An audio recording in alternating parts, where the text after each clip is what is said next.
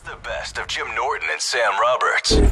Jeff Garland, welcome. How are you? Good, how are you? I'm young and handsome. How are you, Jim? I'm good, buddy. It's good to see you. Good to see you, too. How much weight did you lose? I didn't realize you'd lost weight. You look great. I'm a young, handsome nurse.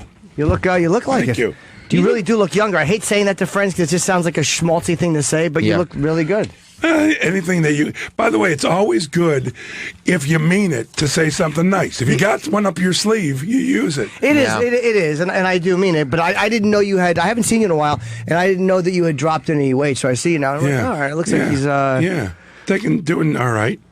What made you start down that road? Did you want to, or did you... Not wanting to die. Oh, yeah, that's a motivator. That's where I went with, yeah. Do you notice that this is what I noticed, too, and it happened with guys that I know as you get older, and when people you know start dying of natural causes. Like, we all know people have killed themselves. Oh, it's always overdosed. weird. It's so weird. Hey, I was friends with Patton Oswalt's wife. Oh, I didn't know her. I know Patton well, but... She was a great woman. He was just so lucky. She was just a rocker. As a matter of fact, the thing I'm coming to promote, my Netflix mystery movie, I would call her to ask her if things were real. Would somebody do this? Because she knew everything about police procedure. She knew everything about murder. And her website's still up, by the way. She's a great writer. What did she do? She was a writer of fiction or nonfiction? True crime. Oh, true crime. True crime. So she just spent all her time researching. Yeah, it's called True Crime Diary. Patton's left it up. The writing there is impeccable. I really look forward to her book. She has a book coming out. So she would write about famous cases or cases that we didn't know about? She would figure them out. Oh, and people would get caught because of her. She was born to have a TV series based on her. What did she die? Did she the natural cause thing? The natural cause thing. Wow. Okay. Yeah.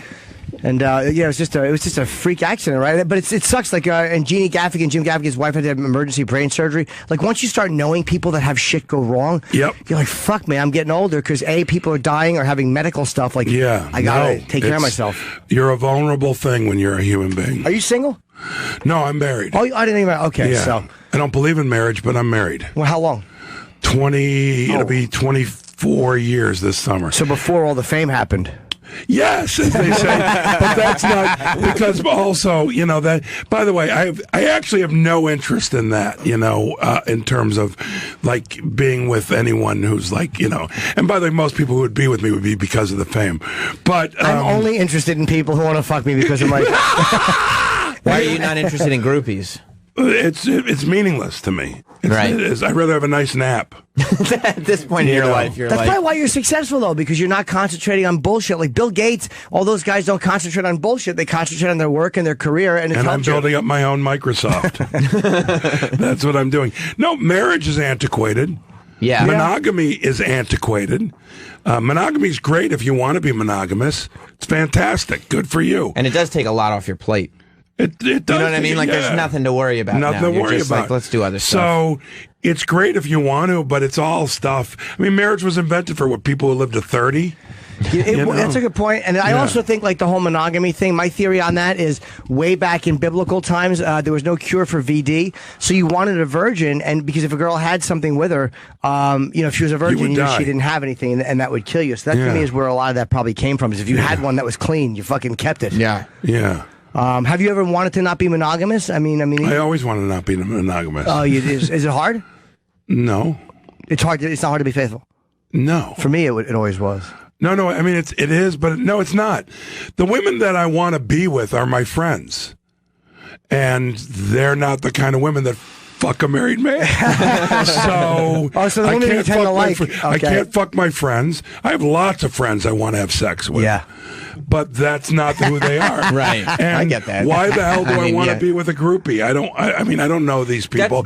Because for me, as I get older, it's more of an emotional thing than a physical thing. When you're in your 20s, this is just me.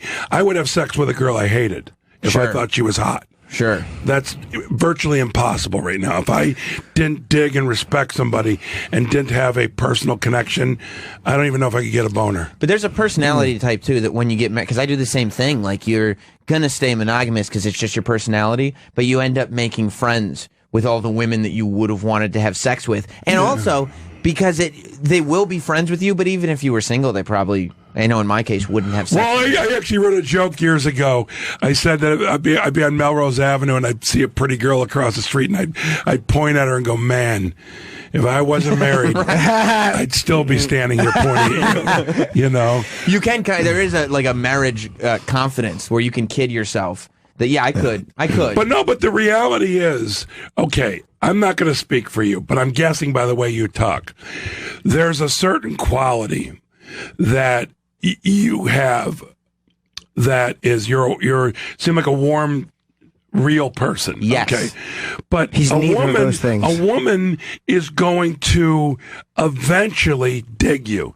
You just have to put in the work. Right, that's exactly right. Okay, so it's not like you walk up and Very go, astute. hey, sister, and boom, she's in. It's the putting in the work thing. Unless it's his actual sister. The reality is you can pretty much get anyone you want if you put in the work. Right. You can, and there is you no have to kidding yourself. And I'm talking about ridiculously beautiful women, all different types of women. If you have something in your soul, you'll eventually win. But I'm married and I have a kid now. He cheats, though. He does cheat. That's it. He does cheat on his wife, but he's open about that. Oh, That's good. that's not the case. I know, I can tell by your face. I do not. But a lot do of that. times, I think what you're saying is, and I don't disagree, like, I grow on people, you grow on people, like, none of us, let's be honest, except for Troy, who's really handsome, like, any woman that's ever fucked me, it's never been like, wow, I gotta fuck that. It's like there's a personality thing which makes them What want do to you mean fuck you grow eventually. on women? You told a woman that you like to have things shoved in your ass on a first date. I'm not saying I've never made missteps. I'm only saying.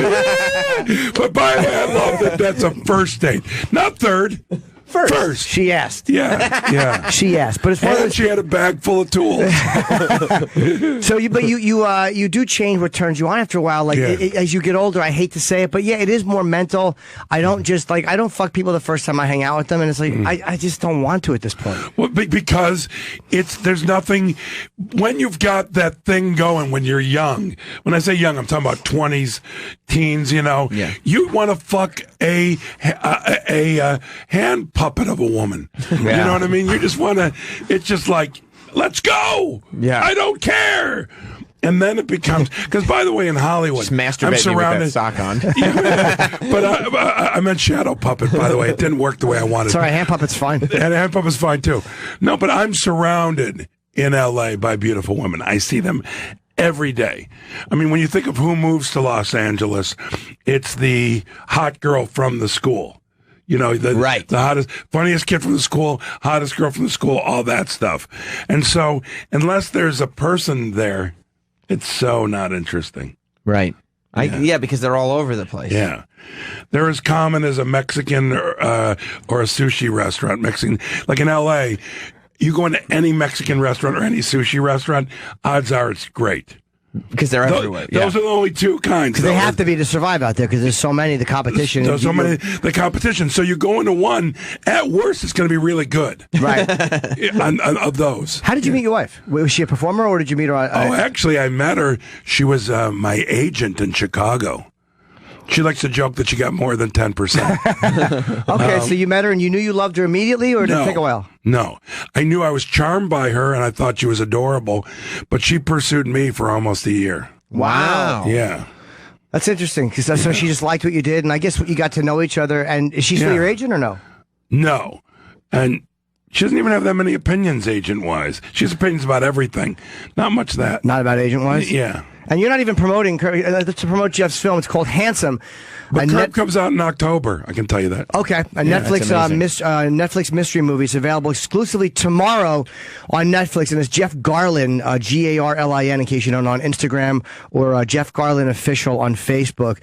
And I've heard it's really good. You play a kind of a detective in this. Yeah, I play a homicide detective named Gene Handsome, and I'm really good at my job. Is it all? But I'm not good at the other stuff. Is it 100% scripted, or is it 100%? No, it's scripted. It is, okay. Oh, I should say 100%. I encourage actors that I direct and work with to improvise if the moment takes us, or I'll say, let's try this.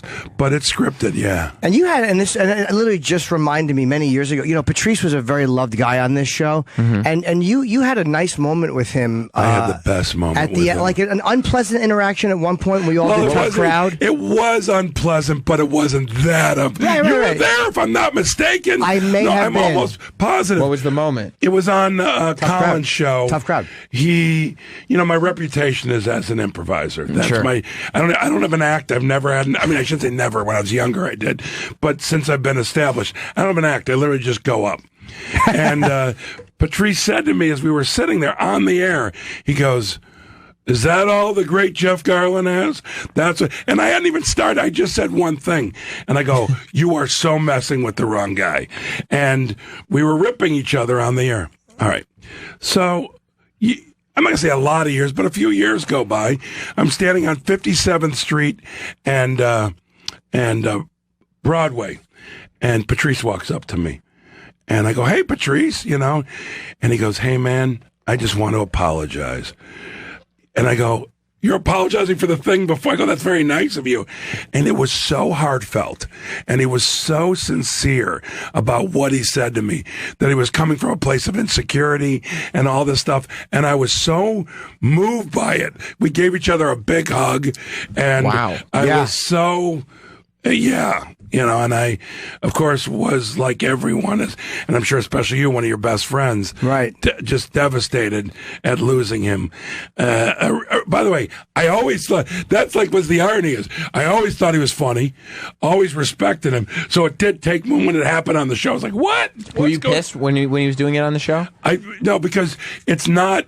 Here's the thing. I was more at that point of my life out of control of my ego. When I say out of control, right? I used to think I could eliminate my ego. That's ignorance. But at all times now, hopefully, I recognize ego and I go, "No, thank you. Don't need it." So, but it was more of a defensive response than an ego response because it made me feel and look stupid. Like, I can't do what I'm doing. Because I'd said like 2 sentences, hadn't even got to it yet. But it's not crazy to think Patrice rubbed someone the wrong way. By the way, I know that by reputation, but it's also becoming a man. You realize certain things. And obviously it stayed with him. Yeah. Because he came up to me. And that was really remarkable. Well, he felt bad about a lot I remember you told me that years ago, and he had started to regret a lot of things, and you were one of them, and Lisa Lampanelli was one of them. He's like, "I mistreated," like, it was nice to see that, he regretted a lot of the dumber things he did, and we all have those dumb things we do. And unless you're a complete jagoff, if someone comes up and that's the joke of it. There's nothing more confident than you can do than make yourself vulnerable with another human being. And if the other human being rejects you, it's their problem. It's about them. And it's really one of the great moves of all time to be that way. And God bless him. That's you know what he did, which shocked me. It might have been the last time it wasn't the last time I saw him, but it was the summer before he passed, and we were at Aunt's house, and he was barbecuing. I remember that. And he had met Jess, my wife, years before at one of the traveling comedy tours we were doing, and it was when she was still my girlfriend, and he ignored her as if she wasn't even in the room, which he did sometimes to all of our girlfriends. And, yeah, he just. I have a friend who did that to my wife when she was my girlfriend, and he told me ahead of time. He goes, "I'm not going to talk to her." But it really like she was offended by it, and I was like, "It's Patrice. It's what he does. Like, just relax." And it kind of sat with her for years. And so I was like, "Let's go say hi to Patrice," and she hadn't seen him, so we walked up to him. And I wanted to kind of give him the out and act like they'd never met. And I was like, "Hey, Patrice, this is my wife, Jess, blah, blah, blah." And instantly he goes, "Oh, no, I remember when we met before, and I was an asshole. Sorry about that." And wow. shook her hand and said hello as if like. But by the way, when you do that too, it frees the weight. Yeah. It frees, because you wonder a lot of times, like you meet somebody and there's a lot of crap going on with the way they're dealing with you and stuff. And you wonder, what are their times alone like when they're laying in bed and staring at the ceiling? What are they thinking of? But also the opposite of that is, so many assholes and truly evil people think they're great people. Yes, and they never have that moment. They never have that moment. They have no idea that they're spectacularly wrong. Yeah. Yeah. What do you, because you're like I feel like you do stuff a lot. You know what I mean? Like you talk a lot. Like, are you an overthinker, or do you just act? No. Here's the thing, man. I am completely gregarious and happy like I am right now, or I'm introverted. I'm very quiet and just stay to myself. But those are moments when I'm alone. Sometimes you can't help it. You're with other people and you feel quiet, but those are rare for me. When I'm around other people, I enjoy the exchange. But when I do transcendental meditation. I wanted to ask you about that. You do it twice a day? What does it do for you, and how long do you do it? Okay. It's 20 minutes a day. 20 minutes per session. Okay. Per session. It's effortless. And there's two things that it helps you with that you guys will be interested in, because there are things. It helps me sort of, because you have your mantra, but then you float away and you think about things that are going on. You come up with answers to your life. And that goes away. But you know what else you think of? Funny stuff. Like, it makes me so much funnier to meditate. Really? And when do you do it? So I'm just saying to you, it's out there if you want it, because it just, both things come to me. And the weird thing is, you know how like you'll be like, oh, I'll remember that later, and you never remember that later, which is a classic comedian thing. At night before, I'll remember it in the morning. You never do. You remember every funny thing from meditation. Well, when you say like you come up with life answers, are they good answers, or is it like shower thoughts where it's like you think of something, you're like, yeah, that's perfect, and then by the time you dry off, you realize it's a terrible idea? It's deeper than that. It is. Yeah, and it's more like what's going on. But whenever you realize that you've drifted away from your mantra, you come back to your mantra. It's like going back and forth. But really, that's about the only effort it is. When do you do it? First thing I generally try to exercise, do 20 minutes on the arrow. I have a Schwinn Aerodyne. Okay. Those ones, the arms go back and forth. Sure. Do 20 minutes of that and 20 minutes of meditation. Then I have breakfast and shower. Okay, so you start off with the meditation. And they said you do it twice a day. Do you do it later? I try and do it, like if I'm filming, sometimes I'll do it at lunch. If we're not set up yet, I'll go off and say I'm doing this for 20 minutes. So, and you know what's really cool? Like if you're at a hotel or someplace filming something, you say, is there a quiet place I can go to? They love helping you. And is it really, like you just sit there and you get into it? 'Cause I itch. I'm such a fucking little fidgety idiot. But the point being is that you have to just give yourself up to it, but also go ahead and scratch yourself. Okay. Go ahead and, move your head. The point being is, it's not about tight rules. Yes, keep your eyes closed. Yes, try and repeat your mantra. Other than that, you're good. And you know what else I learned from my teacher? And by the way, my teacher was this woman in her 90s. She passed away a couple years ago. Her name was Nancy Cook Herrera. She learned from the Maharishi. And so I was taught from the Maharishi. And she was there with the Beatles, and her son was Bungalow Bill from the song Bungalow Bill. Wow. It's not a flattering song, but that was her son. I met him. He was a very nice guy. What did she say about the Beatles? She loved them. She thought they were nice guys? She thought they were great. And there was one guy who was with them who was giving them bad information about the Maharishi. And some of them believed it. Like George was the one who stayed with it the most. Yeah. Also, Paul McCartney does TM. Didn't he? I think Stern does it. Like, there's a lot of people that do Jerry it. Seinfeld. And they say it's tremendously helpful. And I've been meaning to do it for years. What's that? Lena Dunham does it. Does she? Lena actually, I don't want to give myself credit. Never mind. Oh, she got it from you? No. I got Judd out, but Nancy Cook Herrera taught Lena and my woman, and she taught Judd. I got Judd into it. Judd said, I want that. Judd's always a guy, by the way, and I say this, I swear to God, he's the nicest guy, but he wants everything. He wants to be involved in everything. He wants to be at every party. He wants you to give him a hug. He wants it all. Judd does. And he's like, you're doing that meditation. I want that. And so I gave him her. And so it was passed along. She was remarkable. And I'm lucky that I had her. That makes me want to do it, because I've heard so many good things about meditation. It's supposed really, to calm you. I can't say enough good things. And by the way, I smoke pot, but I smoke pot indica at night when I'm feeling a little restless and I want to sleep, and I smoke pot on occasion just for enjoyment. Not all the time. No, I have too many things to do. Right. By the way, there's one negative from pot. you don't get your agenda done. Other than that, I see nothing wrong with it. Well, I'm fascinated with like Joe Rogan, who can fucking do edibles, and then he goes hunting, and he's cooking elk, and he's doing. It's like, what the fuck are you doing? Yeah. I think he's twins. I think he literally has a brother who does half the shit. By the way, you might be right. Well, the thing is, like, Doug Benson, I don't know how much he gets really deeply high anymore, because your body does build up an immunity to it. So he's smoking and smoking. I think he actually eats his own shit and he just gets him stoned again. But I think that might be true with Joe Rogan too, that you get to a point where it doesn't, I don't know. I'm not an expert on that. When did you learn transcendental meditation? I learned it I'll say 10 years ago, maybe. Oh, okay. So it was more recent. Yeah. Oh, yeah. As a man. Yeah. And what made you do it? Did you with like? It just looked like something cool. Oh, you just wanted to try it. Well, no, I was an overthinker. I was filled with anxiety. I still have some anxiety, but I'm a different person, man.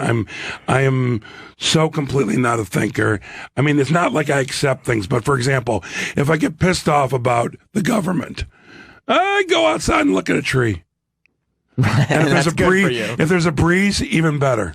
It's just, I'm not discounting what's going on, but it just puts me in a better place. You try to balance it and just find something else to think about. It's all got to be balanced. The obsession with the negativity or overthinking. By the way, the one thing I don't think about ever is my career. Really? I just do it. Whatever I want to do, I'm going to get it done. Boom. That's why I've been for years. Your work, do you work all the time? Because I do stand up constantly. You wrote and directed and starred in this movie. Yes. You've got the Goldbergs. Yes, and I'm about to do another movie for Netflix that I'm rewriting. The original script was good. I just need to make it more mine, but directing and starring in.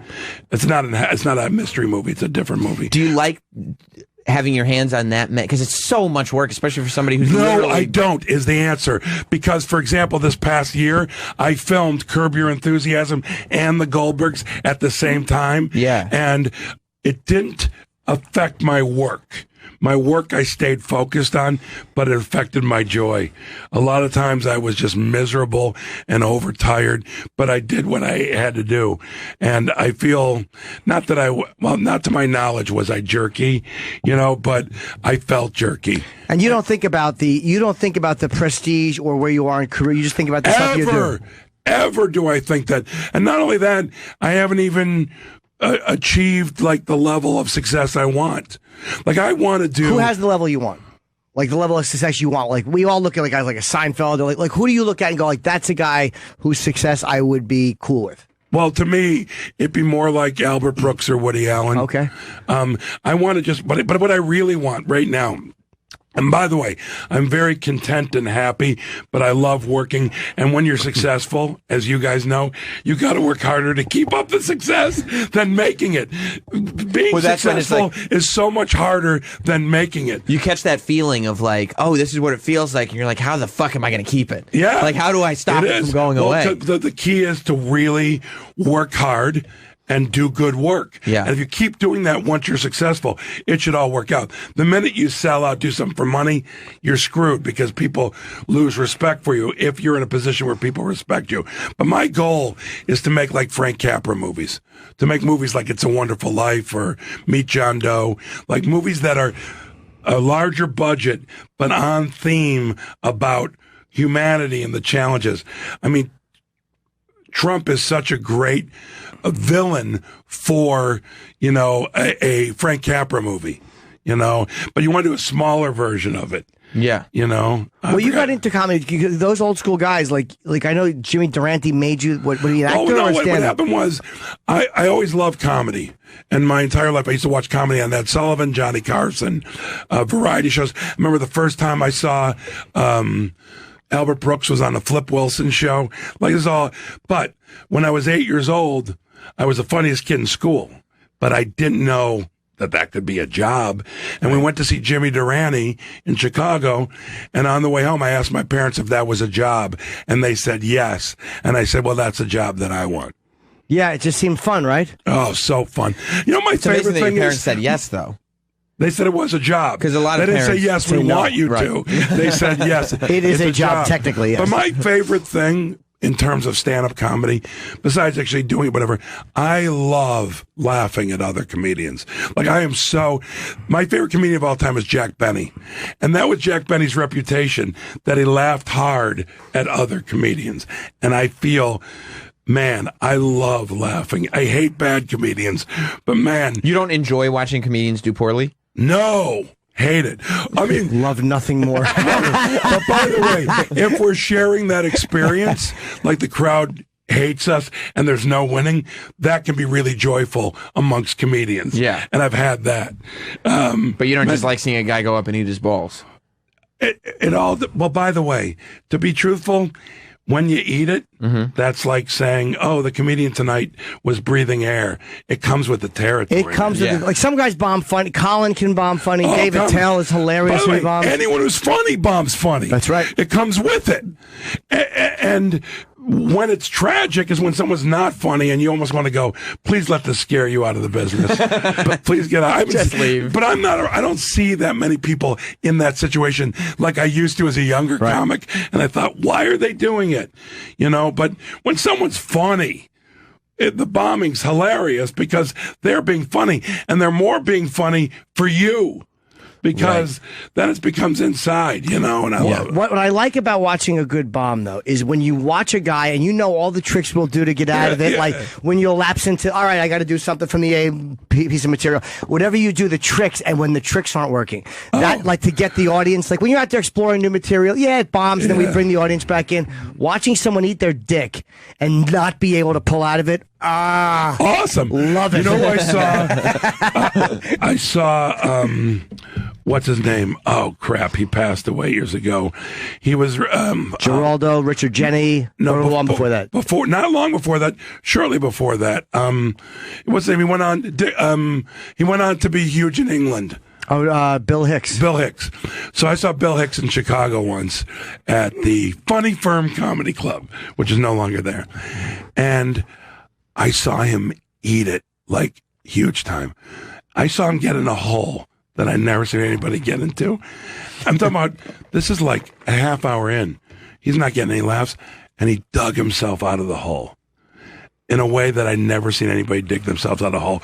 To when the end, I'm not going to say it was a standing ovation, because those are always, like, really a standing ovation? Those are so hard to come by in the comedy club. But by the end, they loved him, and he was killing.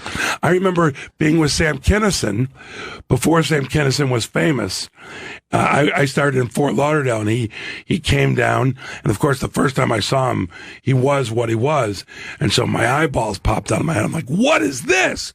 But the audience's reaction to him were either it was killing at a level that I'd never seen anybody kill, or as if somebody pulled a fire alarm and they had to get out of the room that quickly. Like, I saw rooms of 300 people, and I'm not exaggerating, 3/4 of them gone in 20 minutes. Wow. 3/4. Like, they couldn't take it. And he'd scream at them. Oh, amazing. Those who liked it, and those who hated it, really hated it. But that shows he was great.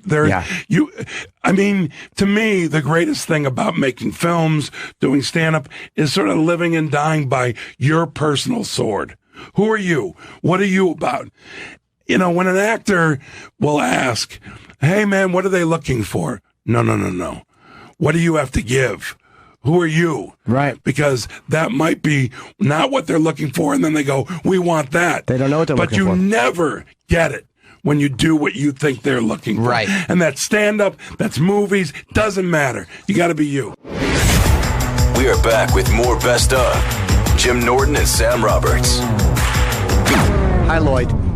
Lloyd Kaufman, welcome. Hey. Welcome back. Good to see you again, as always. It's great to be here. Thank you so much. Wearing Toxie Green, I see. I sure am. And I brought you, Sam, a beautiful, beautiful Toxic Avenger lapel button, enamel, beautiful enamel, very nice. Look at that. Very nice. And Jim, I brought you something even better. It's the, he's reaching in his official hands. Tromeo and Juliet Blu-ray. Oh, which, thank you. Was written by James Gunn, who I'm not sure what happened to him, but He went on. He's a good guy. He's a great guy. Amazing. He's actually he went on to direct the Guardians of the Galaxy film. No kidding. Yes, Oh my yes, heavens! yes. I had no idea. That's amazing. Next Did thing you give him his first gig? of course. Yeah. You know, this is my 50th year. This is Lloyd Kaufman's 50th year, Jim, of being the movie industry's cock holster. Sam, when you get Sam Roberts to laugh, that's a big deal for an old, drunken, broken down, low budget filmmaker. So have you had what's the biggest one? Is Toxic Avenger? Would you say, like financially and reputation wise, that the biggest one you guys did? Yes, I would say the Toxic Avenger is our Mickey Mouse. Troma's Mickey Mouse. Okay. Troma's a 43-year-old independent movie studio out of whose loins have sprung Trey Parker and Matt Stone. In fact, Catherine Cochran is, if you don't mind that word after what I just said. I don't mind it. She's the star of Return to Newcomb High. She's on her way here. The limo is pulling up, hopefully, and she's the star of Return to Newcomb High, a.k.a. Volume 2, premiering at the Cannes Film Festival. Are you nervous? Oh, sorry, Sam. Are you nervous about Cannes? Because they're saying there could be they're worried that something weird's going to happen there, and there's a lot of panic around Cannes now with terrorism and all that stuff. Does that bother you to go or no? I've wanted to blow my effing brains out for 50 years. Come get me. So you're not worried about it? They'll be doing you a favor? I'm just afraid to do it to myself. Yeah, I understand. In fact, 1987 was a year of terrorism. And in fact, they had a battleship parked out in front of the Carlton Hotel, and it was in the water, of course, not in the street. And all the executives, the big executives from MCA, Universal, you know, they were so important. They didn't go to Cannes. They sent their underlings, because they couldn't be blown up. Yeah, exactly. Yeah. Isn't that great? Yeah. Such a great industry standard. And Michael Hers and I went. It was the best sales we ever had. Have you thought of blowing your brains out, or are you joking? No, I believe me. I think about it all the time. When I'm in the subway, I want to jump in. You know, especially how about this century we're living in, right? Well, Yale University is where I went is telling the students what to wear on Halloween. That's how the administration works at Yale now. It's crazy. So you want to, like, you see a train coming, you do think of jumping in front of it at times. I understand that thought, but the problem is living through it and being crushed. That's the reason not to do it. So how often do you have these thoughts? All the time. Sure. Really? Yeah. But we talked about suicide yesterday. Is it There's a great movie, by the way, on Troma Movies on YouTube. We put up about 400 of our films to thank our fans for 43 years of support. For free. They're just on YouTube. They're all for free. There's a German movie called Suicide that was shot probably 15 years ago on VHS, maybe 20 years ago. It's a wonderful mockumentary all about this subject. Have you ever attempted it? No. But what makes you think of it? Like, you have a great life, you're respected? Biggie said it all, right? It's all a dream. It's, what's it all about, Alfie? Well, do you get that thought, like it's just a thought of something you can do someday? Of pop culture. Maybe I just don't have the guts. I'm a bourgeois chicken. There's no reason to do it though. Your life is good, right? I couldn't be luckier, right? Got a beautiful wife, wonderful kids. I'm here with Jim and Sam. But you still think of it once in a while. What way do you think of most? The weight of suicide, yeah. Like when you is it a hanging or do you think of no? Gun? I think the old American way. Aren't you scared of living through that? Speaking of guns, the Toxic Avenger got a lot of write-ins. For president? Yes, and the article said that he was in between Queen Elizabeth and My Gun as a write-in nomination. I'll be honest, I think... is another reason why I want to blow my effing brains out. You can say fucking, it's okay. You can say fucking. We prefer you do. Because I'm not profane, I'm vulgar. All right. But I will say this, you only got to plug in the middle of a suicide chat. He's the best. Well, you really are for the master. children. We'll have a huge following among the children. In fact, if you're a stoner, you'd probably like our children's film. It's called Doggy Tales, and it's up free on Troma Movies on YouTube. And I have here for Jim, by the way, this beautiful 2016 Toxie for President political very button. nice. It's a collector's item. It is, because 2016 was the year that Donald Trump was elected, and everybody knows he's the greatest president since the Civil War hero Andrew Jackson. That's right. Did you hear that? I did hear that. He yeah, did 16 years before. What made you start Troma Film? Were you not happy with what was happening in Hollywood, and you're like, you want to do your own thing? I was going to be a social worker, teach people with hooks for hands how to finger paint, but I went to Yale University. I unfortunately went to Yale University, where I was put in a room with a movie nut. And our bed, it was a very small bedroom. Our beds were head to toe, and at night I'd inhale his Godard's stinking feet. And the next thing I know, I was watching movies nonstop. I was obsessed. And it turned out I didn't want to teach the people with the hooks for hands. I wanted to film them. Whatever happened to him? That guy, he's working for the New York Times. He's been there for literally since we graduated. You know, and I didn't know if this was the same person, but another roommate that you had in college, that we've talked about it before. Sure. Yes. I tried to turn him gay, but was unsuccessful. Yeah, he got into movies. Oliver Stone got into movies because I was. Is he still in them or no? What does he do? Excuse me? What does he do? Oliver Stone? I have no idea what he does, but he got into movies because I was making movies. He was writing a very crappy novel, a horror. He was trying to be James Joyce. Oh, he was no good, horrible. though, right? But he started to. He worked on my first 2 movies, and he helped produce Sugar Cookies, which was our Vertigo, our version of lesbianic Vertigo. And the next thing I know, he's an Oscar winner. He's got so many Oscars, he's got to have his mantle. And of course, he dropped me immediately. Are you still friends with him or no? No, he dropped me very fast. But is that kind of shitty though? A guy he doesn't talk to you at all? No, of course not. Wow, does that annoy you a little bit? No, he was a psycho. But Was he? Trey Why do you say Parker, that? Matt Stone, those guys are great, and James Gunn, and most of the big stars from Troma do keep in touch. Why do you feel he was a psycho? Did he just kind of better? He was kind of violent. We grew up together in 2nd grade, and we'd have sleepovers, and I'd go over to his house, and he'd beat the crap out of me, and I'd come home crying. You know, that you kind knew of him stuff. way back then. Yeah, 2nd grade we met. Our parents were very tight, and my father actually gave a little scholarship to Trinity School here in New York. Not a some kind of a little scholarship in the name of Oliver Stone's dad.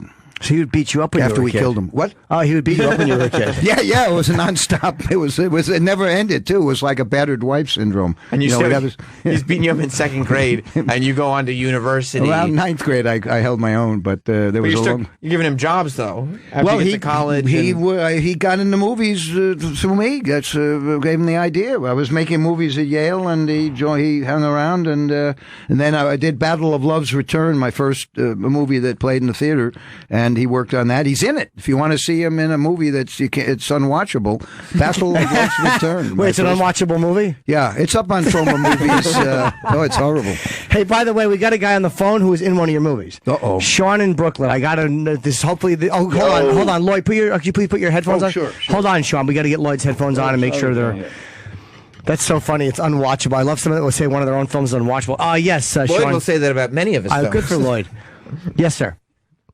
Sean. Yo, Lloyd, it's Sean from Toilet Boys. Hey, Toilet Boys, amazing. Terra Firma, that is a good movie. Yeah. It's a terrific movie, and Sean was amazing in it. Movie, and Jim and Sam, I would just like to say, if you want to see this dude in action, what he's like behind the camera, watch that movie, because he's in the movie playing himself as a blind director, and it's hysterical, and he's hysterical behind the camera. Everything's one take. He's screaming at you the whole time.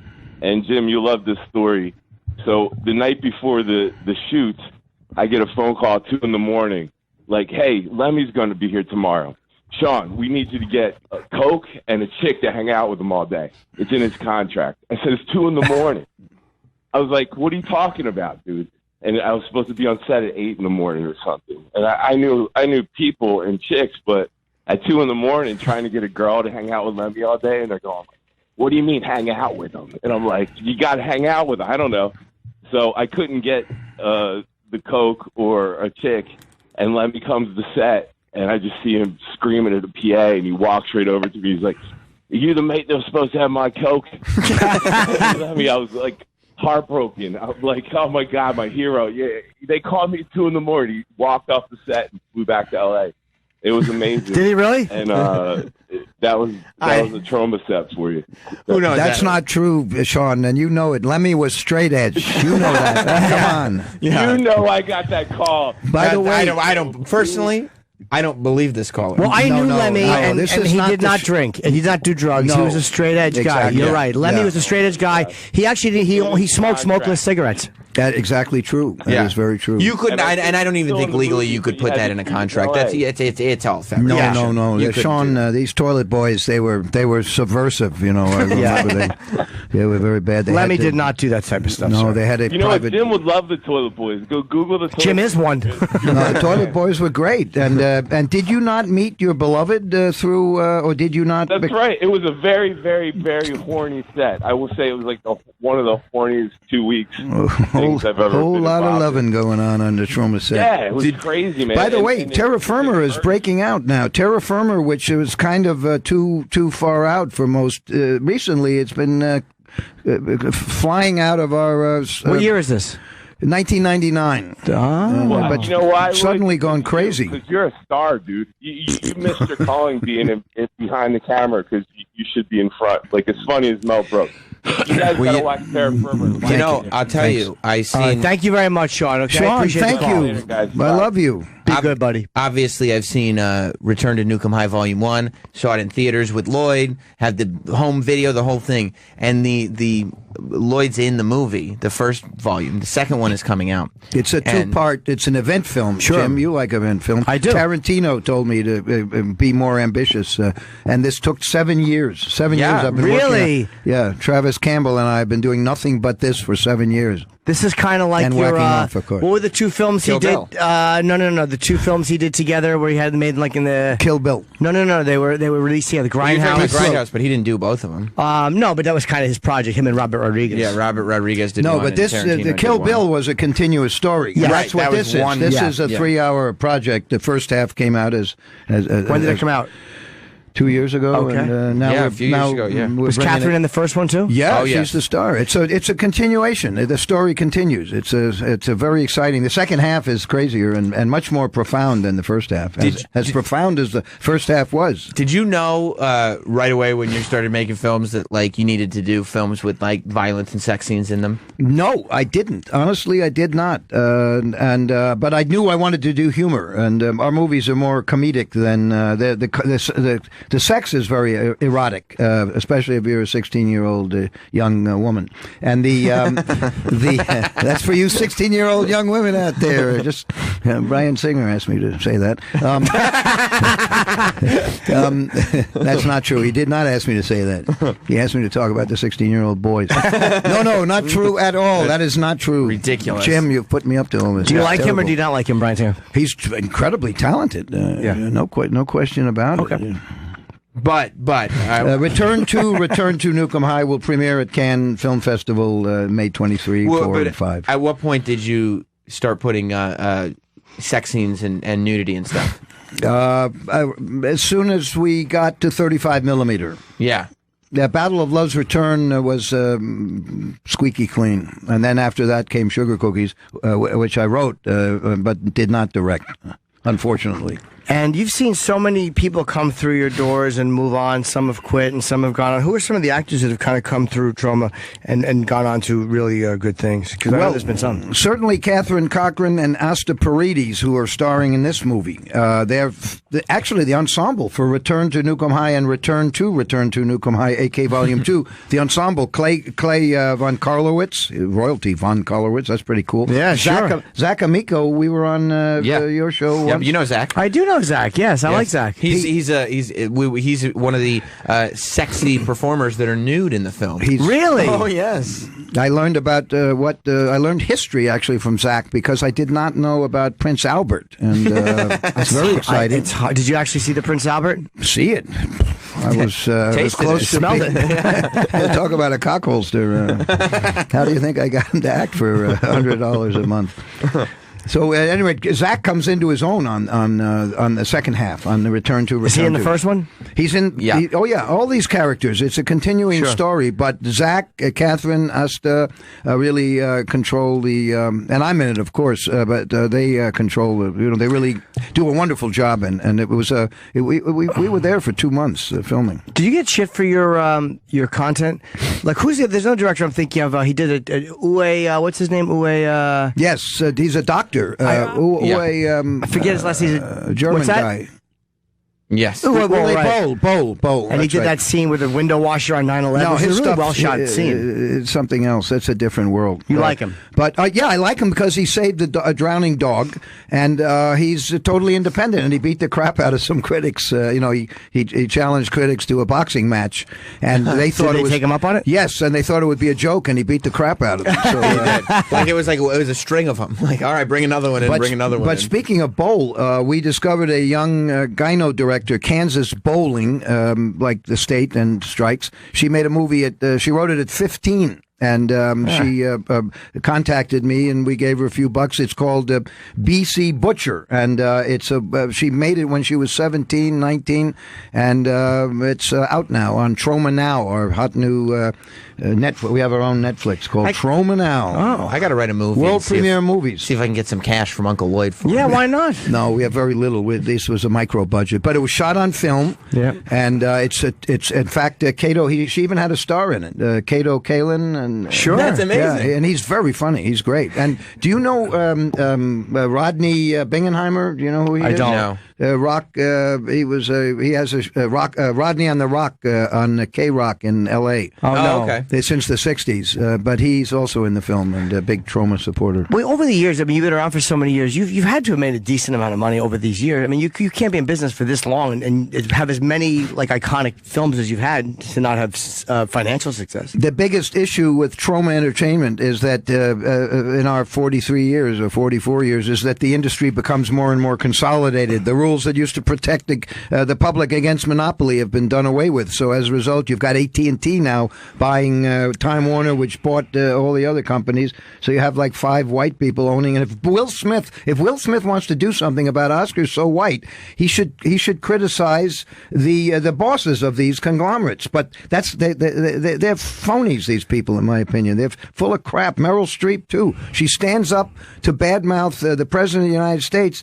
Right? Yeah. And to a room full of like-minded people, but she also gives a pedophile a standing ovation. Of course. Right? So it's all horseshit. They're full of crap. And if they really want to make it better, read my essay on Huffington Post, where I have a section on Huffington Post where I talk about various issues. Of course, nobody's interested in what I have to say, and with good reason. And George Bush, you went to yell at George Bush? Yes. Did you know him, or did you just know that in hindsight that you were there? We took a bath together every That's pretty hot. Monday night. Good for you. Were you in Skull and Crossbones taking baths with him? I was invited to Skull and Bones. Were you? Yeah, I turned it down because it was the 60s, and I wanted to be in the senior society that was a little more open-minded. What's Skull and Bones? That's that secret society that like John Kerry was in and George Bush was in. That's that. There's a lot of powerful people that have come from that secret society. If I had known that Yale. apparently they pay you all your life and all that kind of. If I had known that, I would have joined in a minute. Wait, they do? I joined the Elihu Society, which is the one actually had one black person, I think, in it, and a couple of gay people. So I joined that one. What do you mean they pay you your whole life? What's that mean? They got money. Apparently you can get all the money you want. They'll take care of you. There's Skull and Bones. Again, that's only what I've heard. I think it's true. Society. I think it's what kind of guy was he? Because I heard he did coke back in the day, and he was a pretty wild guy when he was growing up. Well, straight edge as well. Read today's post about Obama. We were talking about. I love that. Yeah, it's cool. But Bush, freshman year, he would go around campus looking for weapons of mass destruction. We never could understand what that was all about. Hold on a minute. No, he didn't. So, but did you know him or just kind of see him around? The only time I ever met him was on our 25th reunion. We those of us who could pay went down to Washington to the White House. He gave a little reception, and it was the only time I didn't go into a photograph. Usually you didn't take the picture? No, fuck no. Why? I didn't want my fans to see me with George Bush. Come on. Oh, really? If it would have been Bernie, I would be glad to be photographed with Bernie or Karl Marx, any of those people. Troma fans have a very independent spirit. I still think it's funny though that you went to you such opposites and that you went to school with this guy. It's so great that you would just show up there. Well, and that's be the yourself. great thing about college. It used to be you'd exchange ideas. Now you can only have one idea, and if you go into the Yale dining room and there are paintings of white presidents, you have to go out and hug a dog or something. It's a terrible. We're living in an age where we have freedom of speech as long as we don't say anything. Who do you think is the biggest repressor of free speech? That's a good question. I don't know. I just know that Berkeley, ground zero for free speech, had a riot there because they didn't want some unpleasant woman to talk and an unpleasant gay guy to talk. Right? They wouldn't let him talk. Yeah. Free speech, but as long right, they broke window, $100,000 worth of damage to an educational institution. Go look at the footage of Yale University. There's a 12-minute documentary where the students are verbally assaulting this superstar professor. A superstar I think professor. I saw that. This is supposed to be a safe space. Yeah, that I one, want those a home. little babies. Yeah, Yeah. fat chick is. I want a home. It's amazing that somehow the safe space means that. Well, when there are people threatening violence against speech, we go with the people threatening violence. Like those are the guys we side with. Yeah, it's the Oxbow incident. It's a lynching. As right. Clarence, what's his name said, the greatest Supreme Court. I'm being ironic, but Or as Woody Allen once said, my marriage, or as it was known, the Oxbow incident. That's an old Woody Allen line. So, do you when you look at the way things? Did you have when you first started okay, I want to make these kind of movies, and I want to do this, and then you kind of go into your own thing and go, this is what I enjoy. Is there anything you really wish you had done, or one movie you wish you could have made? No, I've been lucky. I've had a great run. Michael Hers, my partner, and I have been together since '74. We've made a bunch of movies. We put our kids through school. It just gets harder and harder because the rules have gone away. The rules against monopoly have gone away. On Clinton's watch, the financial syndication rule went away, which meant that the television networks could all own what they're showing, and there's just fewer and fewer spaces for us. And the terrible thing, even worse, the mainstream is making good movies and good TV shows. This is a horrible thing. Catherine Cochran is Hello, Catherine. Star of Return to Newcomb High. And she will be the next Samuel L. Jackson coming out of the loins of Trauma. Good. I didn't know he was in Trauma. Yes, Death by Temptation. I didn't direct it, so it's really good. We financed it. How many years was Samuel Jackson there before he did because Jungle Fever, or actually he did Coming to America? Was that around the same time when you had Samuel? 89, I think. Was he getting high back then? No, I don't know. Oh, you don't know. Okay. I think he was getting high. He was straight edge. He was always straight edge, just like Lemmy. Just like Lemmy. But Catherine Cochran is here. Hi, Catherine. Welcome to the show. Thank you for having me. I was told I was held up by President Trump on the way here. I What? don't know if that was true, or he really doesn't like Trauma, or what's going on. Yeah. You were in traffic? Yes. Oh, okay. You're staying? Do you live in the city, or are you just staying here? I live in Bushwick. Oh, you're in Brooklyn. Okay, cool. Yeah. So you didn't take the subway? You should take the subway at this time. Yeah, normally I do, but the F and the M are down mysteriously today. It's a plot against trauma. Just pull the mic a little closer to you. Thank you. Yeah. Catherine has a big new movie from Return to Newcomb High to a movie with Liev Schreiber. Oh, Liev Schreiber. What do you? Liev Schreiber. Whoever he is. Yeah. I only know the Toilet Boys. So what's your movie with Liev Schreiber? It's called Chuck. It was called The Bleeder. It stars Liev, Naomi Watts, Jim Gaffigan, Pooch Hall, Ron Perlman. Really great cast. I don't star, but I do get. But you're in it. But I still find who else? Now, who's in Return to Newcomb High too? Right? Catherine Return Cochran? to Newcomb High, a.k.a. Volume 2. Okay, yes. Who else is in that? Because that to me is a more impressive guest. Yeah. Zach Amico, yourself? Yes, Zach Amico, myself, Asta Paredes, Clavon Karlowitz, Lemmy, Joe Flyshaker make their last on-screen appearances. The infamous Lloyd Kaufman is in the film. How do you feel about that? Like, both of you, I guess. This movie has now been kind of the thing that you guys are doing for 7 years, and it's finally finished. Well, Catherine's had other things. Travis Campbell and I have been doing nothing but there's one thing. Well, I don't know. I guess I'm definitely excited. I'm super nervous. I don't know, because I don't know what it's going to really be like. I haven't seen the final cut yet, so I'm super nervous. I trust Lloyd, I trust his vision, but I am nervous. It's been a couple years. Did you like the first one? Yeah, oh my God, yeah, I loved it, and I loved the entire process. It's just, who I was when I booked that. I was 19, and now I'm 24, so I'm just a different actor, a different person. How long have you been acting? Since I was about 10. I was a child actor. Oh, you were? Okay. What did you do when you were 10? I did off-Broadway tours and things. So whenever they needed a cute kid to tap dance in Annie in Philadelphia, because they recast every time they go through, it's a union law. You can't tour with kids. Really? Yeah. Ah, boy. I didn't know that. Yeah, so like I was like that little cute kid, and then I stopped being so cute, and I did more film and television. Well, yeah, that probably helps though. The fact that because those child actors who are known on TV always start to like suck when they hit 20. But the fact that you were in theater and stuff probably kept you protected from that curse that happens to child actors. And volume 1 was premiered at the Museum of Modern Art. Yeah. And in their series, which is about the best movies around the world. So volume 2 will be better. I mean, I hope so. And I also think that, you know, I am classically trained, and Lloyd really values that in his actors. A lot of the actors that were on board are really, really strong actors. Vito Trigo is constantly doing theater. So was Asta and Clay. They did their own production very recently. I mean, and I think he values that in his work. Yeah, so something might be have a crazy theme to it, but you want legitimate people doing it. When we did Romeo and Juliet, we had Shakespeare, actors trained in Shakespeare, as opposed to the Baz Luhrmann movie, where I don't think they knew what they were saying, except for the British guy. And in fact, at the Museum of Modern Art, they had a Shakespeare festival. They put in Romeo and Juliet and Zeffirelli's Shakespeare, Romeo, and the Baz Luhrmann one, and the Romeo and Juliet had the biggest crowd, most turnaways. That film is also in iambic pentameter, interestingly enough. Who's your favorite Shakespearean actor ever? Mine? Yeah. Whoa, well, again, it's all relative, but I was very young. I saw Maurice Evans do The Tempest, and that was... I don't know who Maurice Evans is. He's well, I'm 100 years old, so he was he was a great Shakespearean actor. They played Prospero, and by the way, our next project is going to be the Troma's The Tempest / Shakespeare's Tempest presents Troma's Shitstorm. So, cool. And it'll be iambic pentameter. We're going back to, I don't know if you know this, Catherine. In fact, this is the first time. Is this a world exclusive? This is a world exclusive for Jim and Sam. Good. A Troma World exclusive.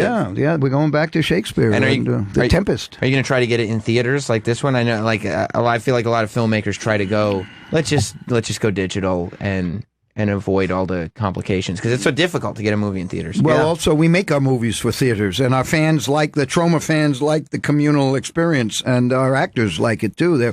Catherine, Asta, you're major movie fans, right? You all follow not just the horror and sci-fi and Troma, but the real world too. Yeah, they know so much about film, and they love film. Yeah, I mean, I'm such a loser. It's true. Chuck just premiered at the Tribeca Film Festival, so I was, at the premiere and did the whole red carpet thing. But then I'm organizing a trip with my friends to see it this weekend, just at Union Square, just because I want to see it with my friends and eat popcorn and go to the movies, not be in a fancy dress. You like seeing a movie that you're in? No. I get really, really nervous. It's because I'm also very critical. I'm like, ooh, what was I looking there? What was I saying there? And sometimes it's not even the take that they'll use is not necessarily my best, but it's the best for the project, right. Or vice versa. Or it's not your favorite. It might be the best, but it's not the one you like the best. Yeah, exactly. So I mean, I watch it, once to make sure that they do keep me in it. That's important. That's important to me. And then other than that, I kind of just like to watch everybody else watch Now, it. Catherine, your parents were very happy. Your mother especially. She was so excited to meet me. Tell us. She's gonna love tell this. us. Yeah. Well, the first time my parents met Lloyd, they were not thrilled about me doing the project. Obviously. Why not? Was there nudity in it? Yeah. No, are you comfortable doing nude work? Oh yeah, I mean, I don't. No, I actually don't have a problem with it. I actually just did this series with this amazing artist, Nicola. Can I say the F word on this show? You bet you can. Okay, it's called Fucking New York, and it's a book series that is exactly what it sounds like. It's super feminist, super empowering, and I did a lot of nudity on the streets of New York. Oh, cool! Yeah, that's great. You're not. Did you have to sign a nudity waiver? Not for Fucking New York, I don't think. Maybe I signed a release. I don't know. Oh yeah, you probably have to. I had to sign a nudity waiver once because half my hiney came out in a little wrestling around scene. Oh, nice. Did you Was get that the filmed pay in your bump for house? that? I think I did. Yeah. Nice. Yeah, a little bit of my hiney popped out. Yeah. Sexy. That's an extra 1,000 on your pay bump right Was there. it really? It should I be. didn't even remember. Are Wow. you union? Maybe. I am, yeah. There's a little bit of nudity in Newcomb High. Only a little. Just a the tiny. smallest. Actually, but I think one of the things that everybody said about Volume 1, and I think this will remain true in Volume 2, is that at least the story between the main characters, Lauren and Chrissy, is believable and honest. And it's a love story, and it's beautiful. And you the sex guys scene are is terrific. really beautiful. I remember that was our first day on set, Yeah. and Wow. Lloyd's wife, the former New York State Film Commissioner, was there and watching, which is of course a ton of pressure. And she came over to us and she was like, "Oh my goodness, that was just beautiful, absolutely beautiful." And for her to say that was, maybe she was completely full of it, but it was a huge honor. She's been living with me, so anything is beautiful compared to being making love to Lloyd Kaufman. She said the same thing. So wait, did you have you ever done a girl on girl before? Or is that your first? That was my first. That was my first sex scene ever. How was it? You enjoyed doing it?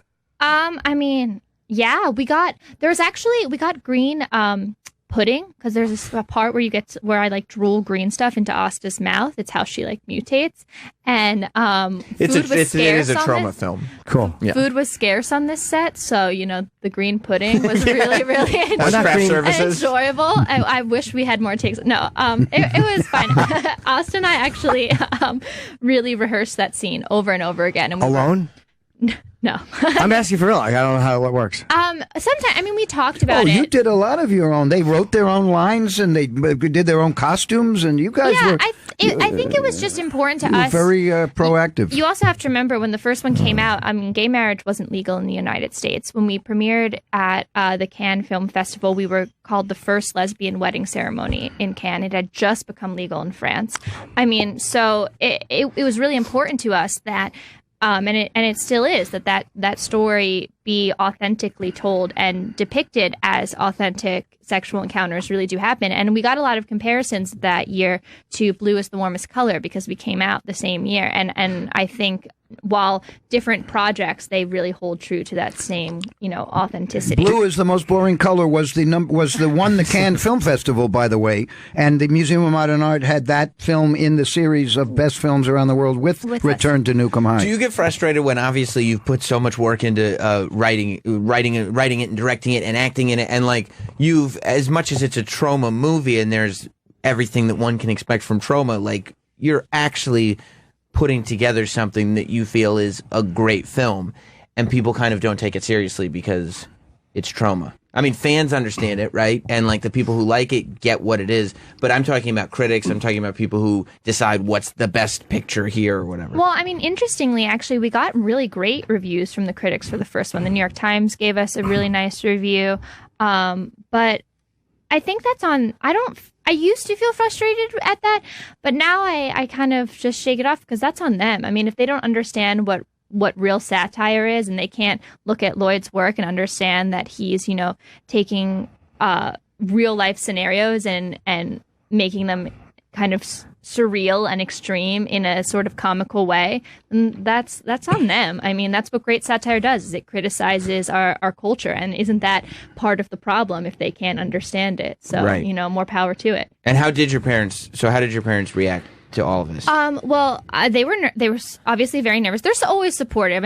They love me, but who wants their 19, 20-year-old daughter, when you tell them that you're going to do a pretty graphic lesbian sex scene. A nuclear lesbian sex scene, yes. Which parents are happy about that? Yeah, I think it's, so they were definitely supportive and helpful, but when they saw it, I wanted them to see it in a, while the trauma fans are great, trauma dance is a little rowdy. I didn't want them to see it there. Right. I was really happy that they were able to see it at the Museum of Modern Art, and they went, and it was a tough night for them in general. They were meeting my new boyfriend at the time. He had never met them. It was did they like him?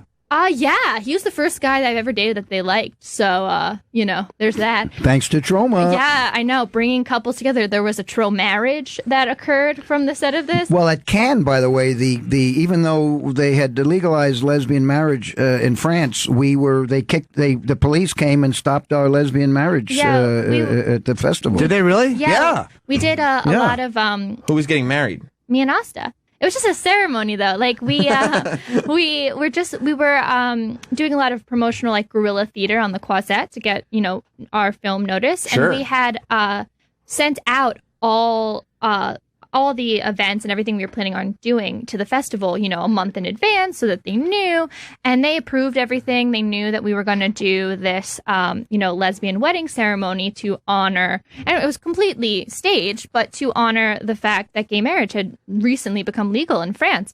And so we're all set up, we're ready to do it. Austin and I are in wedding dresses, and we get told by these two men in suits who called themselves the French intelligence.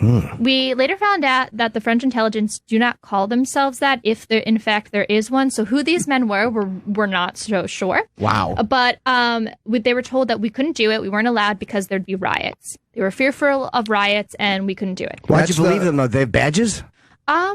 They said they don't need no stinking badges. Oh, okay. You believe them. Well, they were thugs of some sort. Yeah. Probably with the festival. We don't know. But the interesting thing is, I don't believe the words French and intelligence have ever been used together. Certainly not with with their election. Well, and so Austin and I, we're all standing there. The whole cast and crew that are out there, we're all holding hands. We're like, what are we going to do? And there's all this press there because this was announced. This was going to happen.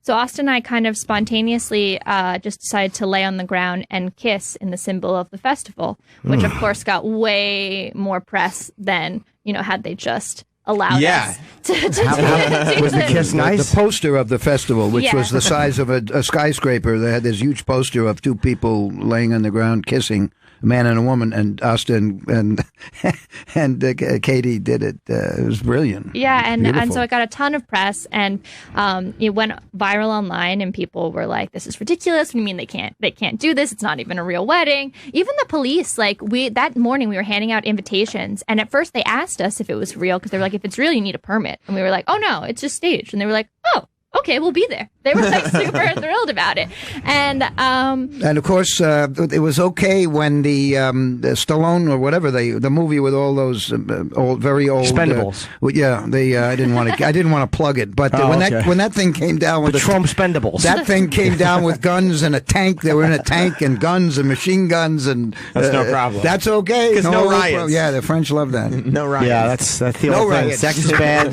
violence is okay. Yeah, it's the old But thing. return to Nukem High, very dangerous. yeah, but then it went everywhere, and people were tweeting about it and posting about it, and the festival had to, under pressure, allow us to get married in the Marché du Film. So you got to do the makeout thing, and then also the gay marriage. Yeah, That's and double promo. Yeah, and Le Figaro called us the first lesbian wedding in France. Congratulations. which was Oh, very pretty cool. nice. Yeah. So are you going back there this year? Yeah, in like two weeks. That's where the film will premiere, right? Right. Volume 2. The Return to Return, aka Volume 2. Return to the Return of Nukem High, aka Volume 2. Thank you. So what's the plan for releasing this picture?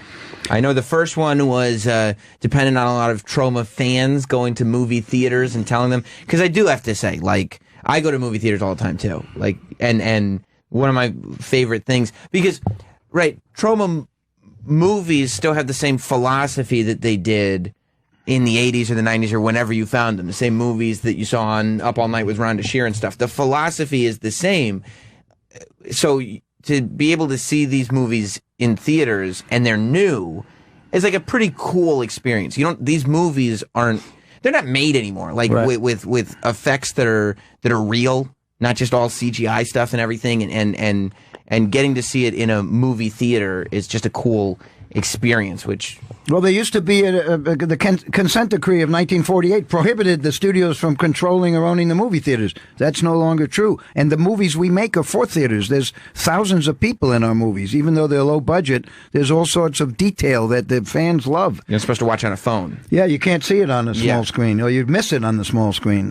So the fans have to go to the theaters and ask for it, because what we call theaters, they don't answer the phone. For us, we have one movie a year that's of a theatrical quality. So How hard? We're fan driven. The Troma studios are fan driven. Is it hard for you to get financing for films? I mean, do you guys finance your own, or do you go out and get investors? We have to do it ourselves. Was it hard to get investors when you tried? Initially, we could get them because we were making money. When they had the anti-monopoly rules, we were profitable. But since those rules went away, we have no story to tell. I can't say to somebody, "Hey, invest in Return to Nukem High, aka Volume 2." I can't say invest because we're not going to make any money. So I have to tell them the truth. So what as do you a guys do? result, Try to just break even plus a little bit or enough for the next film? I mean, you try basically just to make a little bit on it. We love movies. Michael Hers and I love movies, and that's it. Poultry Guys, Night of the Chicken Dead. I used my wife's retirement fund to make that $500,000, and then distribution money because the company didn't have it, and of course 95% of it was lost. She didn't get that money back? No. But by the way, Poltergeist Night of the Chicken Dead is an incredible movie. So it's a terrific movie. It's amazing. And speaking of cock holsters, there are a lot of cocks in that movie, too. Right. It's a chick flick. And a musical. Anti-fast food. It's a musical. Anti-extermination of Indians and chickens. It's a great movie. In a fair world, it would really do well. good. What does your wife do?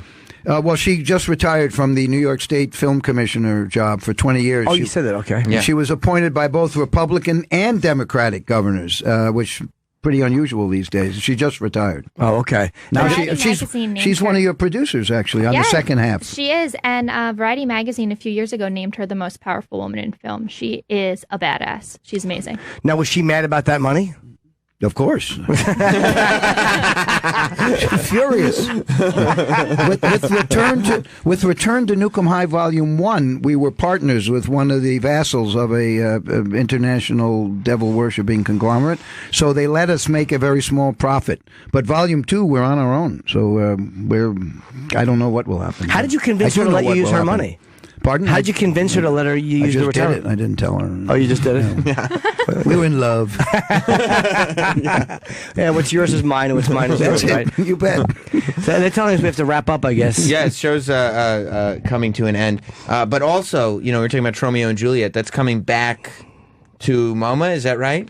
No, it played. They had it at a Shakespeare festival, and they showed 3 Romeo and Juliet classics. And Romeo and Juliet was one of them. That's and incredible. It was hugely successful. 20 years after the fact, after it came out. Mm-hmm. These Good for movies, you. they last forever, though. Well, James Gunn never, he's constantly talking. In fact, the New York Times did a big piece on James Gunn, and he said that he was my disciple. And in the British Telegraph, he's my protege. So he's out there promoting Troma. That's great. He's a great guy and incredibly talented, and he needs to meet Catherine Cochran, who is unbelievably talented and real dedicated to independent art and fearless person. Well, That sounds fearless. I think that's a testament to Lloyd. I really do. I mean, the people that go through trauma, the reason they're so successful is because he puts you through this kind of intense boot camp. You have no idea what you're getting yourself into when you go there, but you learn so much. And I take that now into the work that I do, and I think it's what makes me a strong performer, and I think it's what makes the people who work for Lloyd strong in the entertainment industry. I mean, I'm producing a pilot right now, and my first instinct was to immediately hire people who've worked for Lloyd before, because I know they can do things and do it well and do it cheap. We're back with more best of Jim Norton and Sam Roberts. Hi, Sammy. How's it going, man? Good to see you. This is what our guest, Rich Voss, looks like when he takes his shirt off. Yeah. He's a little fat. You can see it's a photo of him. He's not in the shape that he once I'm was. not taking my shirt off today, but I'm rich. Well, I see the photo. It's you're. Do you guys know each other? Have you met Sammy? Do you know? No, I know of Rich Voss, yeah. Oh, you Who do? doesn't? Yeah. But you're from Canada? From Montreal, yeah. Oh, okay. Yeah. My wife is from Canada. I'm sure you fucked her. No. Which part of Canada? You were probably middling then. No, she was only fucking guys in Toronto, Jamaicans. Oh, right. Working away. She's from Alberta. She's from Alberta? Cold Lake. Oh, wow. Okay. 4 hours north of Edmonton. Wow. That's where I was the best man at Rich's wedding, and I went into the middle of Canada. It's a really desolate place in the middle of the country. Yeah. He's also the best man in many truck stops. Which is where we did your wedding photos. We did his fucking wedding photos in a truck rest area. Man. Well, because it was beautiful. Flowers. So that's Yeah. where the wedding was? In Cold Lake, Alberta? No. Oh yeah. It was in Cold Hunting Lake. lodge. And and these folks coming to the wedding. This is all Bonnie's family's farmers. I've said this. They're coming in flannels, and they're giving us quilts as presents. But as we're doing the wedding, people are dragging elks across elks across the floor because it's a hunting fucking lodge. It was a hunting lodge. Yeah, they were dragging like elk and deer and stuff. Yeah, well, not all of Canada is like that. You guys have been up there, yeah. So, so you got a special. Look, don't worry, we're not trashing Canada. You don't have to come in and be the spokesperson. We didn't like his country being trashed. I kind of agree with him. No, you were given a bad representation of the country. Exactly. Yes, you are. I married someone from the country. Exactly. Do you think they're proud of that? Why Sugar Sammy? Because that name, it's so addicting to say your name. Sammy. Sugar Sammy. We love it. I got that name in university. I was at McGill in Montreal, and I used to throw parties to pay my tuitions. And because I was throwing these parties, I was letting all these girls in for free. I was part of a fraternity, so all the sorority girls would come in for free. They'd drink for free. And they gave me that nickname. It stuck. And then when I started doing comedy full time, all these people would come to my parties, would come to my shows. I had all these hot girls coming to my shows and stuff. And I just kept the name, and then it just stuck. And now. How do you feel, too, if you ran parties and you were in a fraternity? What we just talked about before the break was this Penn State thing where there's 18 students being charged with manslaughter or involuntary manslaughter because somebody died at one of the frat hazings. It's like you don't think of that shit when you're doing it. He fell and hit his head 6 times over the course of like 5 hours. Who was he married to? And nobody called 911. They were just like, let him sleep it off. And he just kept waking up and hitting his head. Here's the problem. These they're kids, and they're drunk, and they're fucking so fucked up. They don't even know. They don't know how to handle life when they're not high or drunk. So that's the message, kids. Stay off booze. Yeah, no, good one. No, you're right. Sauce, you lose your faculties. Right. Good point, Rich. I'm trying to say, drinkers never win. I know, and winners never drink. Go ahead, Rich. Thank you, fucking boo. No, but what do you expect? Anybody under 25 shouldn't have an opinion to begin with if they're under 20. That's in my opinion. Because you're over 25, stupid. So you never had any problems like that? No, I mean we always had we always did it within reason. You know, we never hazed in that fashion. I think we were also Canadian, so we had the Canadian version of hazing. We had a good social program. We had. Is that where you grew up? Yeah, I grew up in Montreal, Canada. Yeah. So because you're the biggest drawing comic in Canada, or you were at one point. Like you and Russell, I guess, are you guys like the top 2 guys there? I think so. Yeah. So when you became like that big, were you like, fuck, I wish I hadn't called myself Sugar Sammy all these years. Just want a regular person's name. No, it just stuck. I mean, it's not so bad. I think a lot of boxers have that pseudonym, right? They start right. So it's okay. So it's not so bad. It could have been worse. Lift the mic up a little bit. Yeah, it could have been worse. Do you box? I do not. I do not. No, Russell does. That's because Russell Peters does. He used to spar with Lennox Lewis or something. Wow. Okay. Russell Peters, yeah, like I guess they're friends, but Russell actually boxes. Wow, I didn't know that. No, I play hockey. I'm a typical Canadian guy. You are? Yeah, I'm a big hockey fan. You guys are big hockey fans here in New York too, right? Oh. Yeah, I don't like it. No? No. Rich Voss doesn't like hockey? No. He You're likes married to a golf. Canadian and you don't like hockey? I don't like her.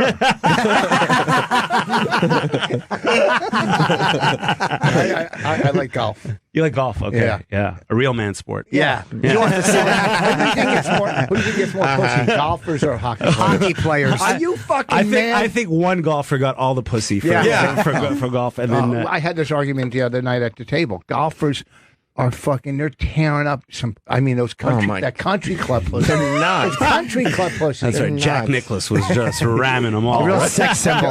Listen, I'm telling you, man. They call you Arnold fun. Palmer. Yeah, Arnold Palmer was really Palmer. dipping in pussy all over. Every hot chick is married to like a Russian hockey player. Yeah. Hockey players do really they do well. Look at their wives. Look at the fucking. Look at Sergio's girlfriend. Look at fucking Dustin. Dustin Johnson's married a Gretzky's fucking daughter. That's how much fucking. She's so hot. She is hot. Yeah. So he snatched But she up comes the best from a hockey hockey player. player's daughter. All right, so She does there's come your from a hockey fucking player who answer. has a hot wife. Yeah, Right, that's it. exactly. Yeah, that's it. where she comes from. She Yeah. comes from Gretzky, who was a hockey player. Right. Because she's so hot because his wife was hot because he's a hockey player. Yeah, Yeah. but she said, you know what? I'm not going to fuck a hockey player. I'm going to fuck a golfer. Right. You see what I'm saying? No, yeah, totally. It makes perfect sense. Have you toured in the States before? I have. I haven't toured in the States since 2011. So I used to headline the clubs in 2010, 2011. And then it took off for me in Canada, in French Canada. And then I was performing 4 to 6 times a week in theaters over there. And then I just ended tour last year and I just got back from Paris. And now I'm... Oh, how was Paris? It's funny, I saw Gad... how do you say his last name? Elman? Elmaleh. Elmaleh. Okay, last night. Not even close. Yeah, I'm very bad with last names, as you know. Sam Robertson. But he's massive. It's always weird when you're not in a place and you meet comics who are selling out arenas in these places. So France is one that you do well in, or you want to conquer? Yeah, I'm starting out there. I did a 100-seat theater, because there you do a residency in Paris, and then you go and do the rest of the country. So I started out with a 100-seat theater, then moved to a 300-seat theater, and in the fall I'm going to do a 700-seat theater 4 times a week. You're just moving up a little bit in size, I guess, to build the market. Well, how did you figure that out? Well, the one in the three. So shut up. What comes into that? 900? Doing your Canadian math. 2 more years, you'll be at 13. Do you speak French on stage? Or Yeah. Hold on, let him finish this brilliant question. Sure. No, you're right. My question was stupid. No, go right ahead, Mr. Rather. In Canada you speak it, but it's kind of a broken French in France, right? Canadian, What's he talking about? I don't know, but I'm enjoying this. Don't bail him out, Sammy. French. See that? It is a different French. It's a different French. And he's being successful, nice to rich right Yeah, now. being- Like when you're he's being successful, polite. you're nice to people. Yeah. You never know. That's arena you guys comic treat him nice. like an uncle at the party. You're like, okay, here he goes. No, he's right. It is different. How is the comedian culture in Canada? Because as you can see, like Rich and Jim, for instance, are New York comics, Right. and they're very mean to each other, and it's detrimental to their career on a bigger scale. I'm fascinated by that, because I do hear interviews with New York comics, and you guys have that. You roast each other all the time, but it's like friendly roasting, and you're like, how are these guys friends at the end of that interview? But you guys are... They're damaged. Yeah, they're damaged. We have secrets on each other. Yeah, exactly. I think we all know that we've gone as far as we're going in the business, so it can't hurt anymore. Like we've both fucking hit our heads to the ceiling. They're all so self-conscious that if they pull their friends down, then when they don't go up, everybody stays Everybody down. stays And it's like down. everybody's That's the okay. best attitude. It's It like is. the anti-Anthony Robbins. So I know. Yeah, exactly. So we were in Canada. We have a big scene over there, a comedy club culture in English as well. Like we have a bunch of headlining clubs in every city, especially Toronto is very well known for that. So we typically have a lot of headliners who are Canadian as well. I mean, it's a different culture completely. Like here, you guys have. A lot of showcase clubs in New York. Yeah. Right. Yeah, So but go ahead. Well, but in Canada, a lot of the clubs that I know of are just people are going because of the name of the club, not because Exactly. of the headline. Exactly. Yeah. You know who I'm talking about. Yeah. So they're going, hey, let's just go to Yuck Yucks and see. They're not going, hey, let's go see Norm Macdonald or whatever who started in Canada. Yeah. You know what I mean? So I don't know if comics are no. These are good questions. It was a good question, but it was like you got it, and you just kept You going. just keep going. We Well, I don't had need the another- I had a exposition. follow-up. But like He didn't answer I the one. wanted to because I was interested when you were like people just go for the club. Oh, then you but wanted to- then you Yeah, had what to is- mention Norm Macdonald because he's from Canada. No, but as when if he- they let give Let me more ask you a question, credibility. Sammy. Did you know that Norm was from Canada? Yeah, of course. Hold on. He's born in Quebec City, and then started doing Ottawa, Oh right? shit, Sammy's up to 1,500. So yeah, no, we have a Yuck Yucks typically in every city, and then we have a competitor, right? So a lot of times people go for the club, but eventually some of these comedians become names. Like we have guys like Mike Wilmot, Derek Edwards, guys like that who typically draw as well. So people will go for that, and we have a different culture. Like we'll have a headliner, and then the second most important guy on the show after the headliner is the host. And you guys have it different here. I think it's like the host is kind of lower in the pecking order. Am I right? Or Depends on what club you're in. Like Right. in the city, the host you're there the whole night. The host has to be funny. On the road, like if you're doing like a headliner feature MC, the MC is normally the newest guy. Right. But I think it's the best position to be in when you're starting because it makes you so much Stronger. fucking stronger. And Derek Edwards, it's funny. Mike Wilmot, I think. He drank more than any human I'd ever met at that point. That's correct. I did the nasty show with him. He's a fucking funny dude. He's so funny, man. And Derek Edwards, do you know Derek Rich? He's fucking brilliant. He's a Canadian comic who won the Vale Comedy Festival. I did. Doug Stanhope was my roommate. It's the first time I met Doug back in '95, and Derek came in from Canada and won. He was so great. There was a deadpan guy I worked with. This had to be 25 years ago. Up in, he wore like a trench coat, real deadpan. Oh, right. That's geez. Dylan, Eric Harris, Dylan Klebold. I think it was trench coats. His name will come to me. Yeah. He used to wear sunglasses. Yeah. He was funny. Yeah, Did he very funny. Did he go with the guitar, mate? I've never seen him with a guitar, but he deadpan. Yeah, I remember. Real dead. I'm in Vancouver on Memorial Weekend. I'm in Vancouver Memorial Weekend at the Comedy Mix. All right, go check him out. I'm just saying. And where are you? Sam, hold on, sugarsammy.com, by the way. Yeah. I love the boss just brings up his plug like it's just something conversational. Like, hey, what we're talking about? I'm not here to plug. I'm here to meet new people. Absolutely. Cool. And you got a whole bunch of dates starting. You're going to be in San Jose, Parlor Live in Seattle's a great. You got the Punchline in Atlanta. Houston, Cap City, which is amazing, and Off the Hook, and Caroline's here in New York in July. You're finishing up. So go to sugarsammy.com for tickets and all the dates. Now, you're doing clubs here, but you do very big theaters in Canada. It's always weird when you go from one market to another, and you got to kind of... Is it harder for you to go back to clubs, or do you kind of like it? Clubs. You do love them. I love clubs. I mean, that's where I started. That's where I started headlining, and I like starting over as well, because I think it keeps you hungry as well. It keeps you wanting to conquer that new market and say, okay, I'm going to go back in and start from scratch. Back home I was doing 1,400 seats, and now I'm doing clubs again. It's fun. It's fun to start over again. It is, right? Yeah, and also to adapt to a new culture. Like I was in Paris for half a year doing comedy in France and writing about them. So coming back to America and getting that American perspective again is going to be fun. I'm doing Europe. Sorry. I'm doing Europe for the first time, and that's not going to sell tickets. I've never been there. Where are you going? Just 5 different, like Oslo and Copenhagen, a whole bunch of cities. I've never been to any of these places, so I'm not expecting anyone to show up. You've never done Amsterdam? Never done any of them. Oh, it's fucking, you'll love Amsterdam. Yeah, I know. It'll be just one night in each one, but again, small theaters, and hopefully they expand. Yeah, and it's going to be interesting just to do a new audience and see what happens, So when you're in Canada, you're nervous about that, right? Not nervous, just kind of resigned to the fact that it's going to be a fucking smattering of people, fucking 8 people yelling chip in a 1,000-seat theater. It's going to be ugly. It's not going to be good.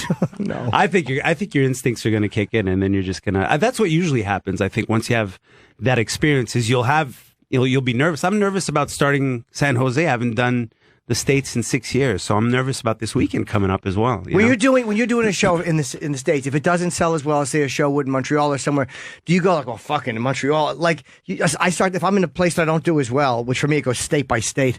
Like I'll do great in Cleveland, but in Cincinnati I'm dog shit. I really am. In one city I'm horrible, in the other city I'm okay.